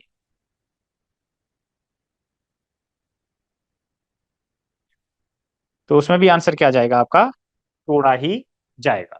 तो भैंसों में जो मारने वाली या जो हिंसक नस्ल है वो कौन सी होती है? टोड़ा नस्ल ही होती है। ठीक है। अब देखिए, तो अब जो भैंसों से संबंधित जो ब्रीड हैं उनमें लगभग लगभग ये जाफराबादी, क्योंकि काफी ज्यादा भारी होती है, वजनदार होती है। ठीक है। हैवीएस्ट ब्रीड होती है, तो इसी को क्या बोल देते हैं? मिनी एलिफेंट बोल देते हैं।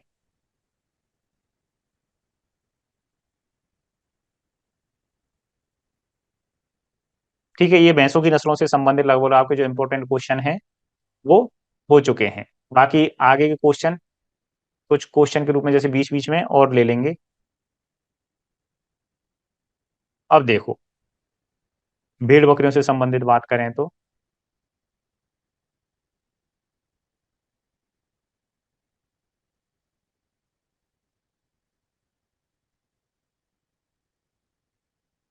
कहाँ गई?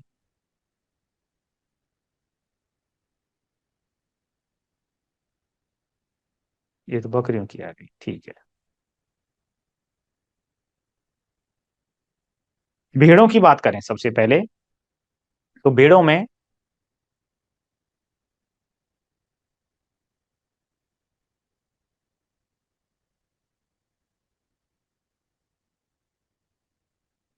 राजस्थान की मैरिनो, डायरेक्ट क्वेश्चन है, राजस्थान की मैरिनो किस भेड़ को कहा जाता है?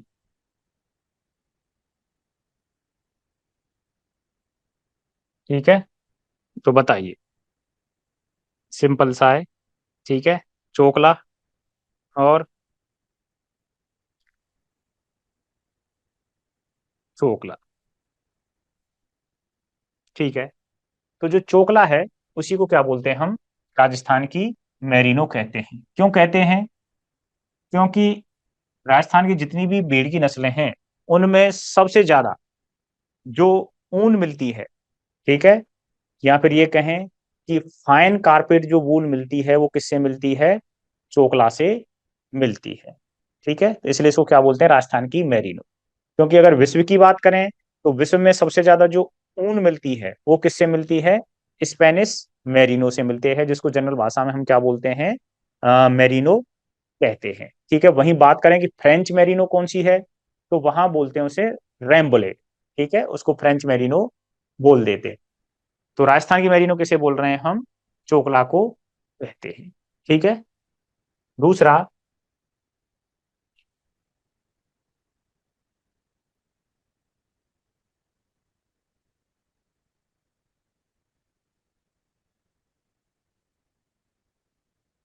गुलाबी रंग की त्वचा किस भेड़ का लक्षण है,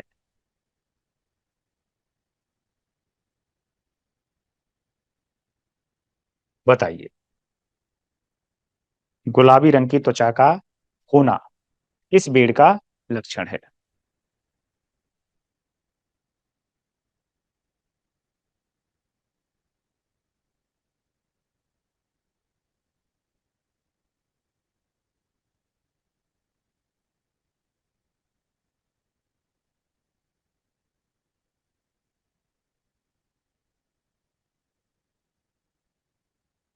बताइए।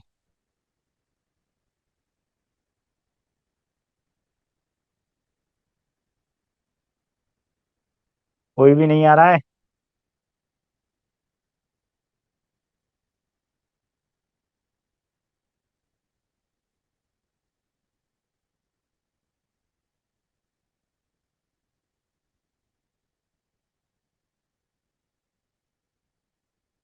चलो,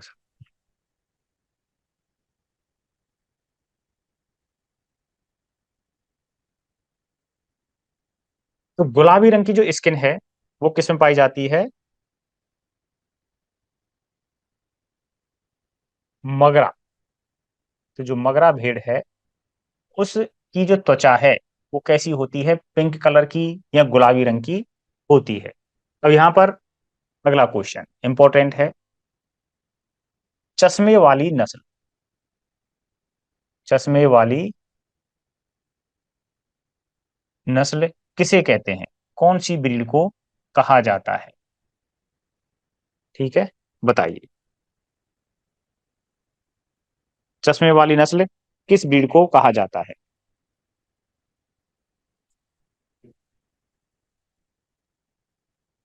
केतन सिंह पूगल और प्रदीप कुमार मगरा। तो इसका राइट आंसर जाएगा मगरा। ठीक है, इसका भी आंसर क्या है, मगरा। क्योंकि इसकी जो आंखें हैं, ठीक है, जो मगरा नस्ल है इसकी आंखें जो होती हैं उन पर क्या है कि ब्राउन कलर के स्पॉट पाए जाते हैं, तो दूर से देखने पर ऐसा लगता है कि इसने चश्मे पहन रखे हों। देखो एक बार बात कर लेते हैं, दिखा देता हूं मैं, जिससे कि आपको और थोड़ा क्लियर हो जाएगा। देखो ये तो हो गई चोकला, जिसको हम क्या बोल रहे थे, राजस्थान की मेरिनो बोल रहे थे। अब ये है मगरा। देखो, क्योंकि आपको ध्यान आ जाएगा जब हम बात कर रहे थे मगरा के बारे में। देखो,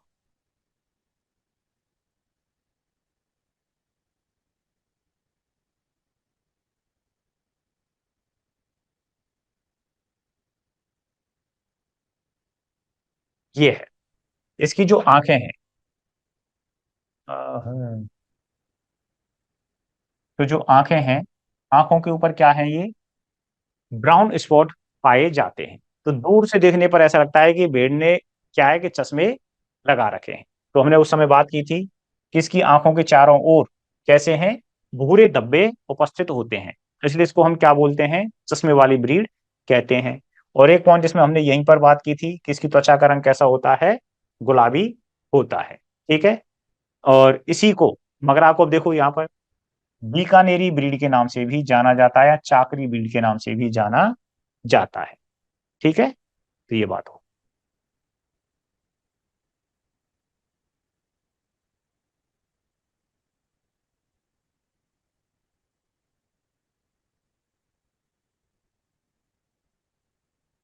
हम्म, ठीक।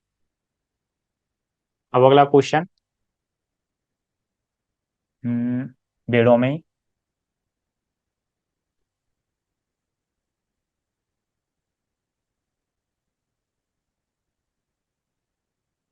एक शब्द आता है जोरिया। तो पहली चीज तो यह है कि जोरिया कहते किसे हैं। ठीक है।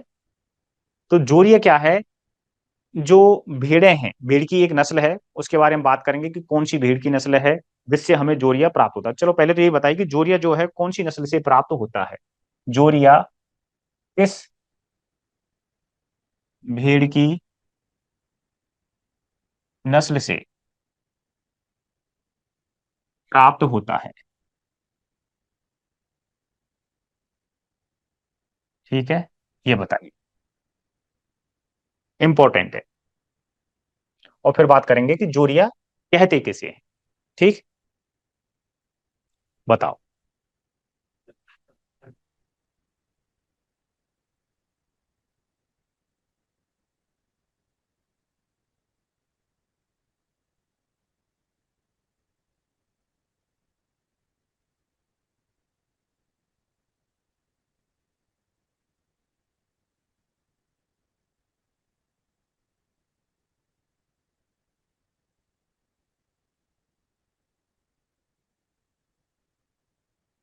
कोई नहीं आ रहा है?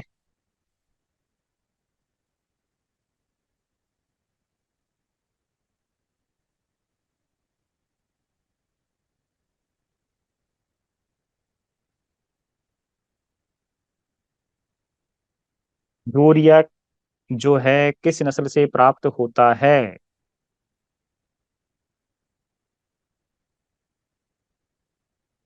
बताइए।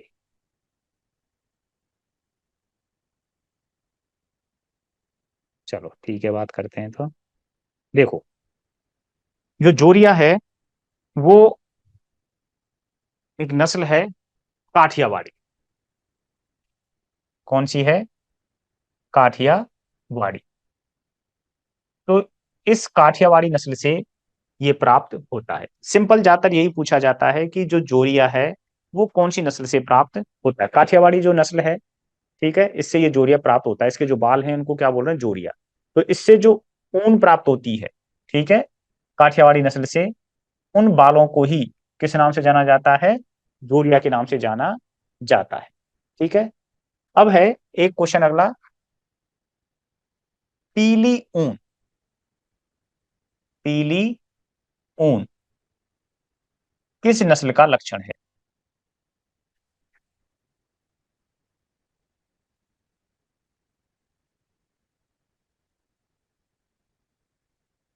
अब ऑप्शन के हिसाब से चलें आप। ठीक है, मगरा हो गया, चोकला हो गया, नाली हो गया, ठीक है, और डी काठियावाड़ी हो गया। बताओ कौन सा जाएगा पीली ऊन का? नाली, नाली। और कोई? बताओ।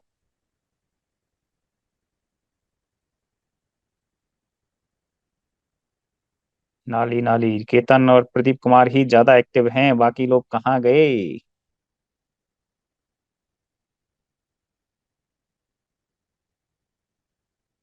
चंद्रवीर फौजदार, नाली। ठीक है, नाली इज राइट आंसर। पीली ऊन जो होती है किस ब्रीड का लक्षण है? नाली का लक्षण है। अब हमने जैसे बात की थी कि जो चश्मे वाली ब्रीड थी वो हम किसको बोल रहे थे? मगरा को कह रहे थे। लेकिन यहां पर अगर ये पूछ ले कि जो भौं होती हैं, भौं पर जो आंखों के ऊपर बाल पाए जाते हैं वो क्या बोलते हैं? भौं कहते हैं। भौं पर पीली रेखाएं, पीली रेखाएं पाया जाना,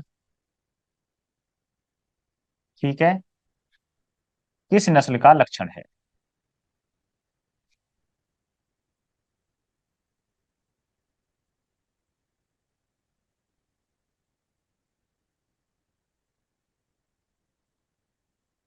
अरे साहब पहले दे दिया। पूगल। ठीक है, बहुत बढ़िया। तो इसका आंसर जो जाएगा वो क्या जाएगा? पूगल नस्ल जो होती है उसकी आंखों के ऊपर, ठीक है, भौं जो होती हैं उनके ऊपर क्या पाए जाते हैं? येलो स्ट्रीक्स, यानी पीले रंग की रेखाएं पाई जाती हैं। ठीक है। अब यहीं पर एक और क्वेश्चन बनता है कि जो पूगल जो चलो इसको छोड़ो, ठीक है, आगे की बात करते हैं। तो भेड़ें हो गई। इसमें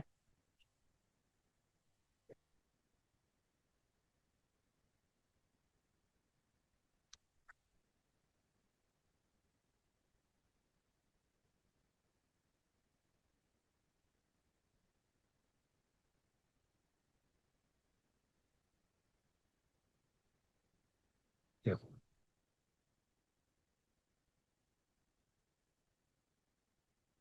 देखो,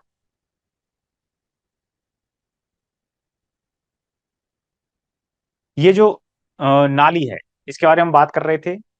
ठीक है, तो इसकी जो ऊन है वो कैसे रंग की है? पीले रंग की होती है। ठीक है, तो येलोइश कलर इसकी ऊन का पाया जाता है। ठीक है।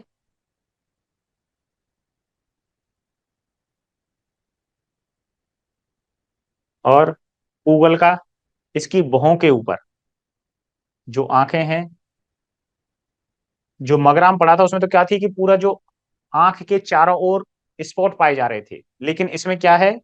केवल जो इसकी आंखें हैं, यहां पर इन भौं वाली जगह पर, यहां पर क्या है? केवल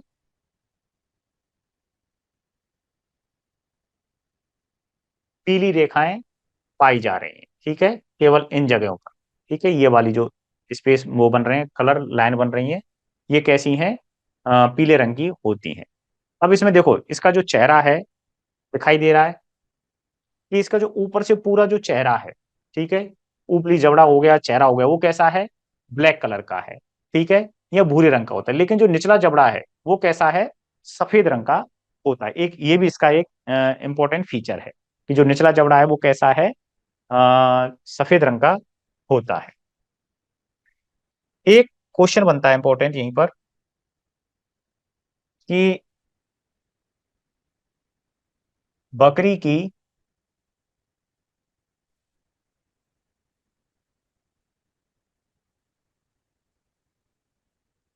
बकरी क्या इसकी होगी वो, चलो छोड़ो इसे। भेड़ की है ये।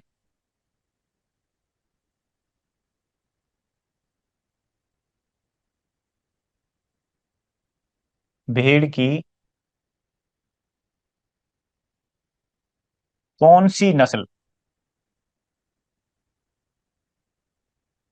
के कान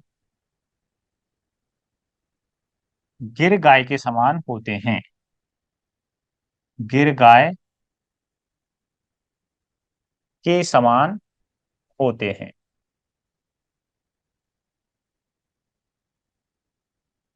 या फिर यहीं पर बन जाता है कि कौन सी भेड़ की नस्ल चरणोथर, चरणोथर के नाम से जानी जाती है? ठीक है, तो बताइए। तो भेड़ की कौन सी नस्ल चरणोथर के नाम से जानी जाती है?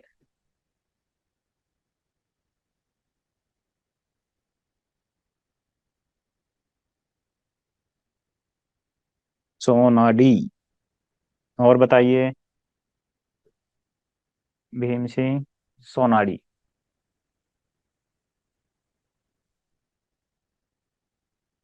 दीप्ति उपाध्याय सोनाली, प्रदीप कुमार, केतन सोनाली।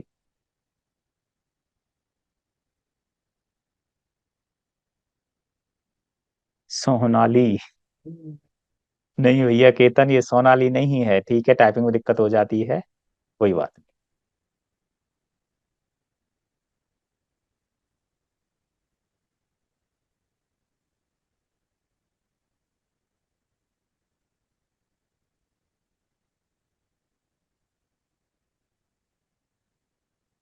तो जो सोनाली है इसको हम किस नाम से जानते हैं?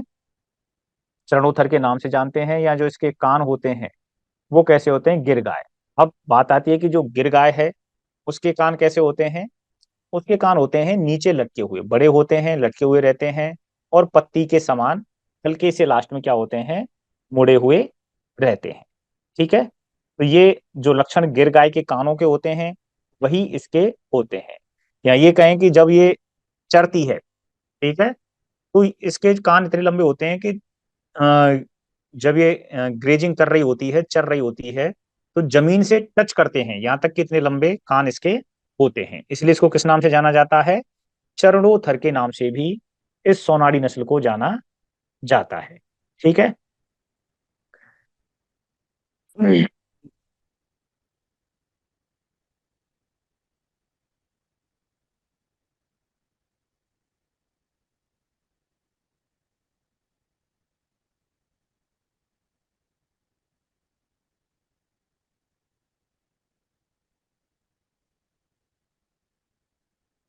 चलो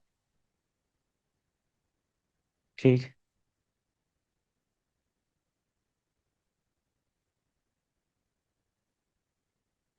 ये जो जोरिया के बारे में बात कर रहे थे, काठियावाड़ी नस्ल से प्राप्त होता है। ठीक है। अब देखो इसके बारे में हम यहीं पे बात कर लेते हैं, ज्यादा क्वेश्चन इससे, क्योंकि हर पॉइंट इसका थोड़ा सा इंपॉर्टेंट है। तो जो विदेशी नस्लें, देखो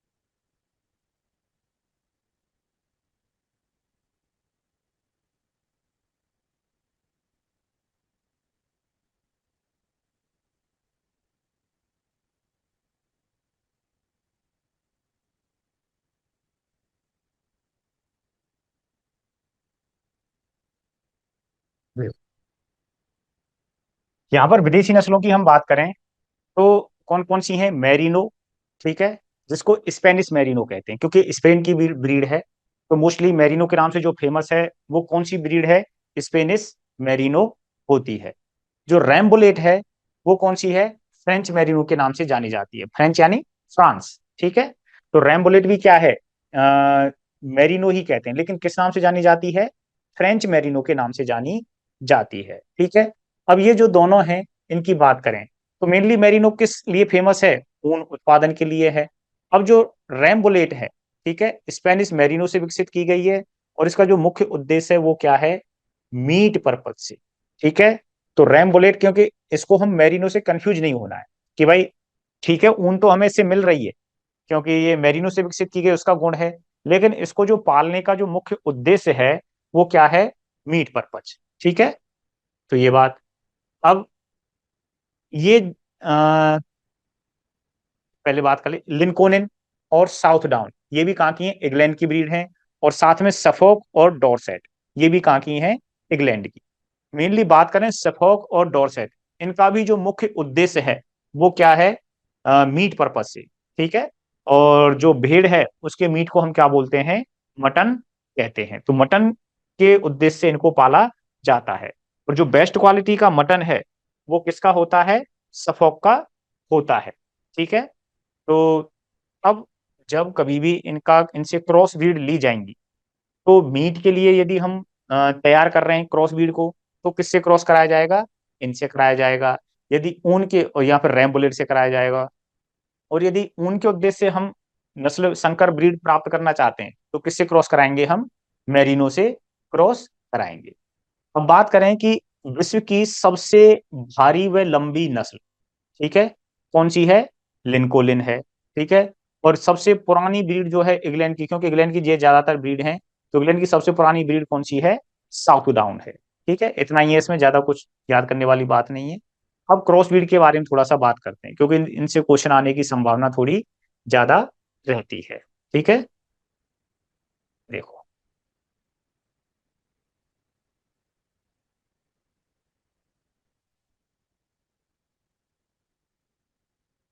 अब देखो, पहली है हिसार डेल।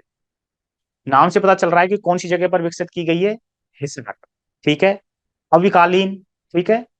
अविकालीन कहां पर की गई, अवका नगर। अवका नगर क्यों? क्योंकि यहाँ पर CSWRI सेंटर या इंस्टीट्यूट है, सेंट्रल सीप एंड वूल रिसर्च इंस्टीट्यूट। ठीक है। केंद्रीय जो ऊन, सेंट्रल सीप यानी ऊन अनुसंधान केंद्र है यहाँ। ठीक है। कहां पर, अवका नगर। अवका नगर कहां पर है, टोंक में, राजस्थान के टोंक में है। तो ये जो ब्रीड है, अविकालीन, अविवस्त्रा, अविमास, ठीक है, भारत मेरिनो, ये कहां पर है, टोंक में विकसित की गई है। ठीक है। और अगली है इंडियन काराकोल। ये कहां पर विकसित की गई है, बीकानेर। तो एक तो इनके स्थान से बनने की संभावना रहती है कि कहां पर ये जो ब्रीड है बनाई गई हैं या विकसित की गई हैं, पैदा की गई हैं। अब इनका क्रॉस, किन के कौन कौन से पैतृक हैं, यानी मेल किसका लिया गया है और फीमेल किसका लिया गया है। अब एक चीज याद रखने की है कि हमेशा जब क्रॉस ब्रीड पैदा की जाती है तो मेल जो विदेशी नस्ल है, ठीक है, उसको मेल की तरह ही यूज किया जाता है। ठीक है। तो जो मेल है उसको, जो विदेशी नस्ल है उसको किसकी तरह यूज किया जाता है, मेल की तरह यूज किया जाता है। अब देखो, हिसार डेल है। हिसार डेल किसके क्रॉस से है, मगरा और मेरिनो। ठीक है। तो और मेरिनो भी कौन सी है यहाँ पर, ऑस्ट्रेलियन। क्योंकि यहाँ पर स्पेनिश या फ्रेंच मेरिनो नहीं है, कौन सी मेरिनो है, ऑस्ट्रेलियन मेरिनो का क्रॉस किससे कराया गया है, मगरा से। तो क्या बनी, हिसार डेल। अभी कालीन, ठीक है, रैम्बुलेट को तो नर की तरह यूज किया गया और मालपुरा को किसकी तरह, फीमेल की तरह यूज किया गया। ठीक, ये हो गया। अगला है अविवस्त्रा। रैम्बुलेट तो किसकी तरह है, क्योंकि मैंने बताया कि जितनी भी ब्रीड हैं जो विदेशी हैं उनको किसकी तरह यूज किया गया है, नर की तरह। और जो इंडियन है उनको किसकी तरह यूज किया गया है, मादा की तरह। ठीक है। तो अविवस्त्रा कैसे हो गई, रैम्बुलेट और चोकला मादा।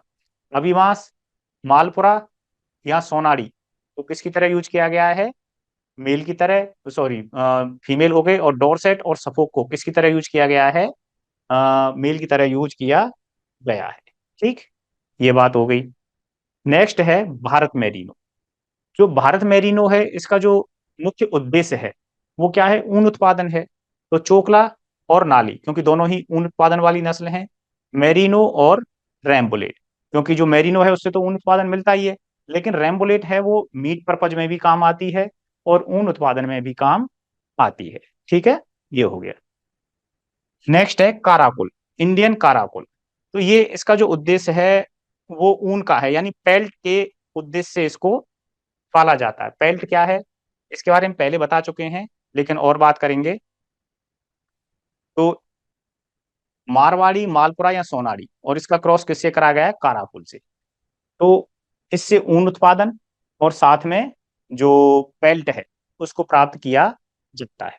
ठीक है। पेल्ट क्या है कि जो काफी कॉस्टली, जैसे जब स्किन को बालों के सहित यूज किया जाता है, त्वचा को बालों के सहित यूज किया जाता है कपड़ा बनाने के लिए या जैकेट वगैरह बनाने के लिए, तो वह क्या कहलाती है, पेल्ट कहलाती है। तो उस उद्देश्य से इसको पाला जाता है, जो कि काफी ज्यादा कॉस्टली रहती है। ठीक है। तो ये बात हो गई विदेशी या क्रॉस ब्रीड से संबंधित। ठीक है। अब देखिए ये नस्लें हैं, एक बार डायग्राम से आपको क्लियर हो जाएंगे कि किस तरह की सूरत वगैरह इनकी होती है। ठीक है। ये मेरिनो, स्पेनिश मेरिनो, ये फ्रेंच मेरिनो यानी रैम्बुलेट, ये लिंकन ब्रीड, और ये काराकुल। ठीक है। अब इसी का क्रॉस कराया गया है जो इंडियन काराकुल के लिए। ठीक है। ये जो मीट के उद्देश्य से पाली जाती है, जैसा कि शरीर से ही दिखाई दे रही है कि इनका उद्देश्य, पालने का उद्देश्य क्या है, मीट ही है। सफोक और साउथ डाउन, ठीक है, जो कि इंग्लैंड की नस्लें हैं दोनों।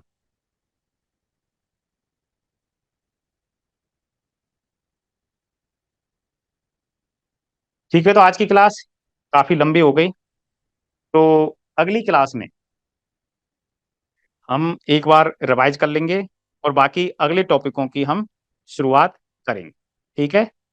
तो मेनली अब अपना रह गया है बकरियों के बारे में बात करनी है हमें, है ना।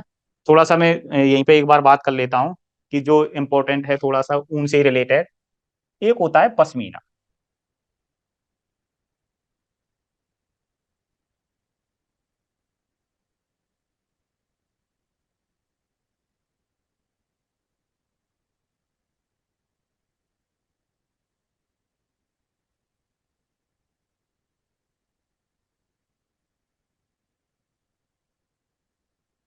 ठीक है,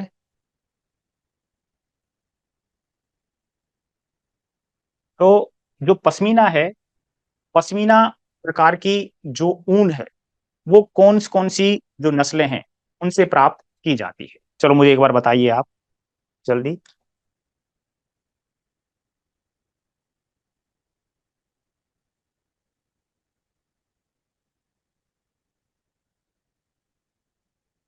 बताओ। पश्मीना जो है किससे प्राप्त होता है?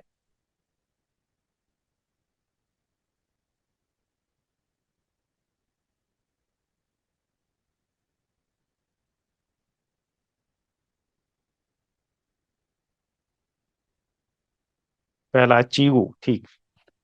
देखो, बात कर लेते हैं। ठीक है, पश्मीना। अब इसी के साथ साथ एक शब्द और है मिलता हुआ, मोहेर। ठीक है, दोनों ही क्या है, अ, ये बकरियों से प्राप्त होने वाली ऊन है। ठीक है, तो जो ठंडे प्रदेशों में बकरियां पाई जाती हैं, उनके जो बाल हैं वही ऊन के रूप में उपयोग किए जाते हैं। उनसे मिलने वाले जो बाल हैं वही क्या कहलाते हैं, पश्मीना और मोहेर कहलाते हैं। अब पश्मीना कौन सी नस्ल से मिलती है और मोहेर कौन सी नस्ल से मिलती है? पश्मीना की बात करें तो पश्मीना बोलते हैं चीगू, ठीक है, चेंगतांगी, जो ये नस्ल हैं, ठीक है, या फिर बोल देते हैं कश्मीरी नस्ल। इनसे जो मिलने वाली जो बकरी के जो बाल हैं वो क्या कहलाते हैं, पश्मीना कहलाते हैं। और इससे ही जो कहते हैं ना पश्मीना शॉल, काफी पतली और मतलब ज्यादा गर्मी देने वाली जो शॉल बनती है, तो वो इसी से बनाई जाती है, इससे चीगू और चैगतांगी के बालों से। अब अगला है मोहेर। तो मोहेर बकरी की किस नस्ल से मिलता है? बताइए आप, कमेंट कीजिए जल्दी, बताओ किस किस को याद है। पहला है प्रदीप कुमार का अंगूरा। और बताओ, और कोई? कौन सी नस्ल से मिलता है मोहेर?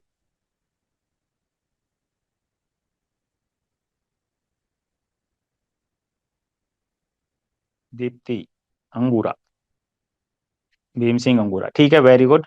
तो जो अंगूरा क्या है, ठीक है, अब कई बार ये भी पूछ लेता है कि अंगूरा क्या है।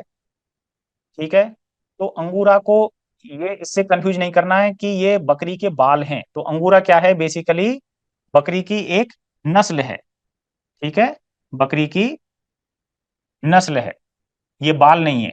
जबकि इस नस्ल से जो मिलने वाले बाल हैं वही क्या कहलाते हैं, मोहेर कहलाते हैं। तो मोहेर क्या है, जो अंगूरा ब्रीड है उससे मिलने वाले बकरी के बाल क्या कहला रहे हैं, मोहेर कहलाते हैं। ठीक है, अब यहीं पर एक क्वेश्चन बनता है कि सिटी ब्रीड के नाम से कौन सी बकरी की नस्ल जानी जाती है?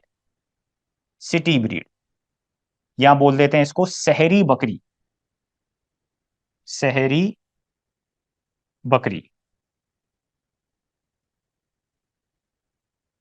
किस बकरी को कहा जाता है, किस बकरी की नस्ल को कहा जाता है?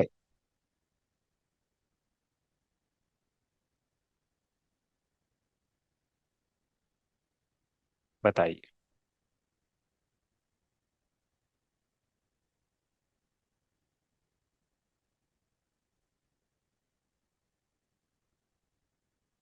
बर्बरी, केतन बर्बरी, भीम सिंह कारवारी बर्बरी, वेरी गुड, ठीक है। तो इसका जो आंसर है वो क्या है, बर्बरी बकरी। क्योंकि बॉडी साइज इसका काफी छोटा होता है, शहरों में रहने के योग्य है, और बारबरा सिटी इसका क्या है, उत्पत्ति स्थित। तो इसलिए बर्बरी जो बकरी है उसको सिटी ब्रीड के नाम से जाना जाता है, बर्बरी बकरी। ठीक है, ये हो गया। अब यहीं पर एक क्वेश्चन और बनता है कि नलिकाकार कान, नलिकाकार कान, या फिर ये कहें कि हिरण जैसे कान, हिरण जैसे कान किस बकरी के लक्षण होते हैं, बताइए।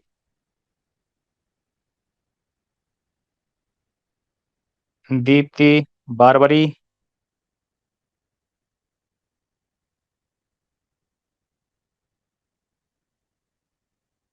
बताओ।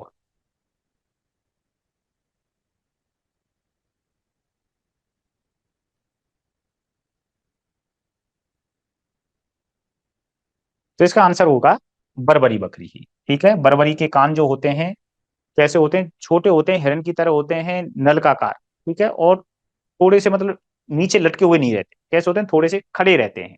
ठीक है, तो नलकाकार कान या हिरण के जैसे जो कान हैं वो किसके रहते हैं, बरबरी नस्ल की बकरी के होते हैं। ठीक है, अब यहीं पर आता है, ये दो क्वेश्चन हैं।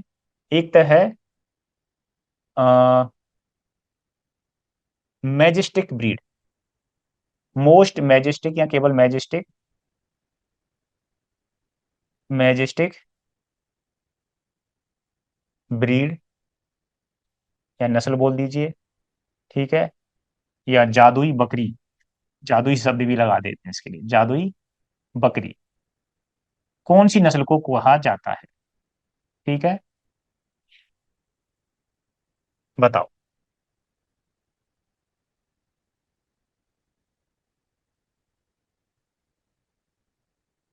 बताइए, जादुई बकरी किस नस्ल को कहा जाता है, या मोस्ट मैजेस्टिक ब्रीड किसे कहा जाता है। दीप्ति, जमुनापरी, केतन, जमुनापरी। ठीक है, बहुत अच्छे। तो इसका आंसर है जमुनापरी, जमुनापरी।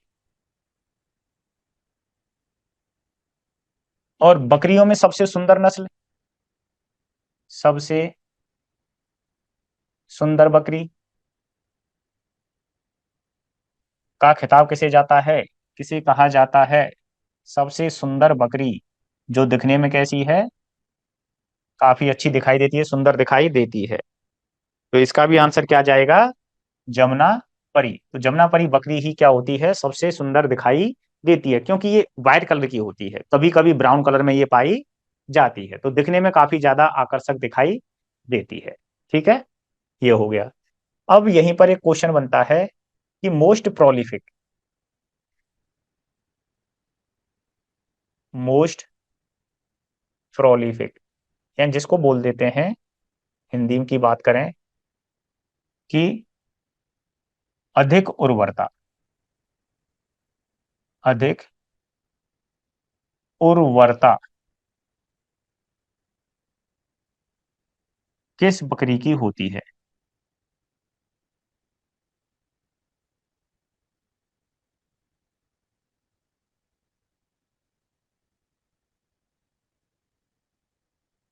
बताइए। केतन सिंह, ब्लैक बंगाल, और कोई।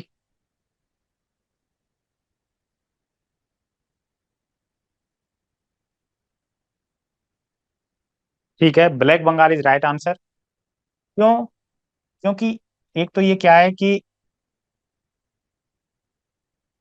सबसे ज्यादा बच्चे देती है। ठीक है, तो एक बार में से बच्चे उत्पन्न करने की क्षमता ज्यादा होती है, उर्वरता यानी जिसकी बच्चे उत्पन्न करने की क्षमता ज्यादा है। ठीक है, उर्वरता इसी को बोलते हैं, यानी किसी चीज को पैदा करने की क्षमता। ब्लैक बंगाल की उर्वर क्षमता ज्यादा होती है। ठीक है, दीप्ति उपाध्याय, ब्लैक बंगाल। ठीक है, तो सबसे ज्यादा उर्वरक क्षमता कौन सी बकरी की होती है, ब्लैक बंगाल की होती है। और जो सबसे अच्छा मीट है, ये मीट के उद्देश्य से पाली जाती है ब्लैक बंगाल जो है। ठीक है, ये बात हो गई इसकी।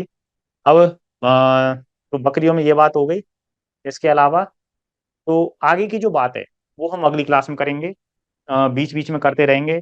बाकी कल हम कुछ तो रिवीजन करेंगे, जो ब्रीड रह गई हैं। और इसके अलावा अगली क्लास में कोई भी हम नया टॉपिक शुरू करेंगे, जो कि अपना अगला टॉपिक रहेगा एलपीएम का। ठीक है, तो अब जितने भी लोग हैं, तो आप जो इंटरेस्टेड हों, ठीक है, अपने इस कोर्स में, जो संतुष्ट हों। तो बाकी ये रहेगा कि मैं अपनी तरफ से आपको ये गारंटी दे सकता हूं कि एक तरह से कि आपका जो भी कोई क्वेश्चन रहेंगे एग्जाम से, जो वेटनरी साइंस से रिलेटेड रहेंगे, तो एक आध की तो कह नहीं सकते, नहीं तो बाकी अधिकांश क्वेश्चन कहीं ना कहीं हमारे इसी से पूछा जाएगा, थोड़ा सा घूम फिर करके आ सकता है। बाकी का अपना जो पढ़ाएंगे ना, उन नोट्सों से बाहर नहीं जाएगा। और जीके वाले सर भी जल्दी ही आएंगे, क्यों जब आपका ये बैच फाइनल हो जाएगा कि कौन कौन ज्वाइन कर रहे हैं, तो उसके बाद जो अपनी रेगुलर क्लास रहेंगी, जब ऐप पर शुरू होंगी, तो जीके वाले सर भी यहाँ पर शुरू हो जाएंगे।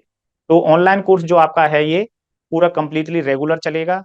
और आपके लिए उसके बाद जो लोग ज्वाइन कर लेंगे हमारे कोर्स को, जिसकी फीस मात्र 2,500 रुपये है, ठीक है, तो उनके लिए जितनी भी क्लास है हमारी, उनकी रिकॉर्डेड लेक्चर आपको वाइज आईएएस जो ऐप पर हमेशा अवेलेबल रहेंगे। ठीक है, तो जो भी आपके मिलने वाले हैं उनसे कहें ज्यादा से ज्यादा लोग जुड़ें। ठीक है, ऑनलाइन क्लास में जब तक फ्री चल रही तब तक तो आप लोग आ ही सकते हैं। ठीक है, उसके बाद आप वहां पर ज्वाइन कर सकते हैं, और पहले से कर लें तो ज्यादा बढ़िया है। ठीक है, तो आज के लिए इतना ही। थैंक यू, धन्यवाद।